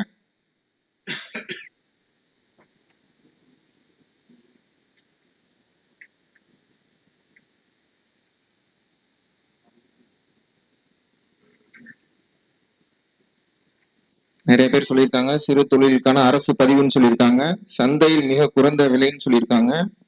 உங்கள் வணிகத்தை போட்டியாளரிடமிருந்து வேறுபடுத்தி அப்படின்னு சொல்லியிருக்காங்க. வங்கியில் இருந்து கிடைக்கும் தொழில் கடன்னு வேற சொல்லியிருக்காங்க. ரொம்ப ஜசாக்கல்லா. சரியான ஆன்சர் வந்து உங்கள் வணிகத்தை போட்டியாளரிடமிருந்து வேறுபடுத்துவது என்ன என்பது. அடுத்த கொஸ்டின்: உங்கள் மாதாந்திர செலவு 50,000 என்றால் குறைந்தபட்ச விற்பனை இலக்கு என்னவாக இருக்க வேண்டும்? ஃபர்ஸ்ட் 50,000 செலவை ஈடுகட்டி இருக்கலாம். ஈடுகட்டினால் போதும். 30,000 செலவை குறைப்பது முக்கியம். 50,000க்கும் அதிகமாக லாபம் உறுதி செய்ய வேண்டும். முதல் ஆண்டுக்கு 50,000, பிறகு அதிகரிக்கலாம். சரியான விடைய சொல்லுங்க மாப்பல்ல. 13% பேர் என்ன சொல்லியிருக்காங்க? 50,000 செலவை ஈடுகட்டினாலே போதுன்னு இருக்காங்க. 13% என்ன சொல்லியிருக்காங்க? செலவை குறைச்சிக்கிறோம்னு இருக்காங்க. 50% என்ன சொல்லியிருக்காங்க? 50,000க்கும் அதிகமா லாபம் உறுதி செய்ய வேண்டும் சொல்லியிருக்காங்க. 25% முதல் 50,000 அப்புறம் பார்த்துக்கலாம் அப்படின்னு இருக்காங்க. கரெக்ட் ஆன்சர் வந்து 50,000க்கும் அதிகமாக லாபம் ஈட்டுறோன்றத கன்ஃபார்ம் பண்ணணும். நம்ம எவ்வளவு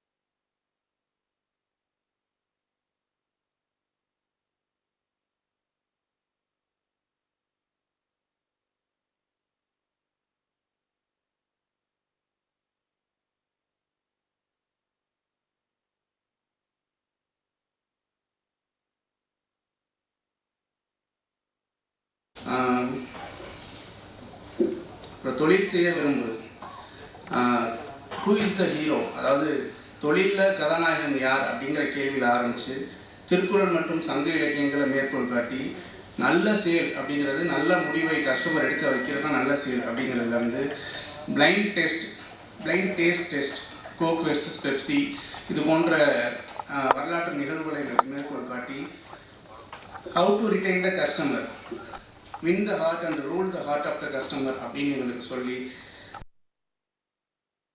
விருந்தினர் PK பழனிக்குமார் சார் அவர்களுக்கு எங்களது மனமார்ந்த நன்றி.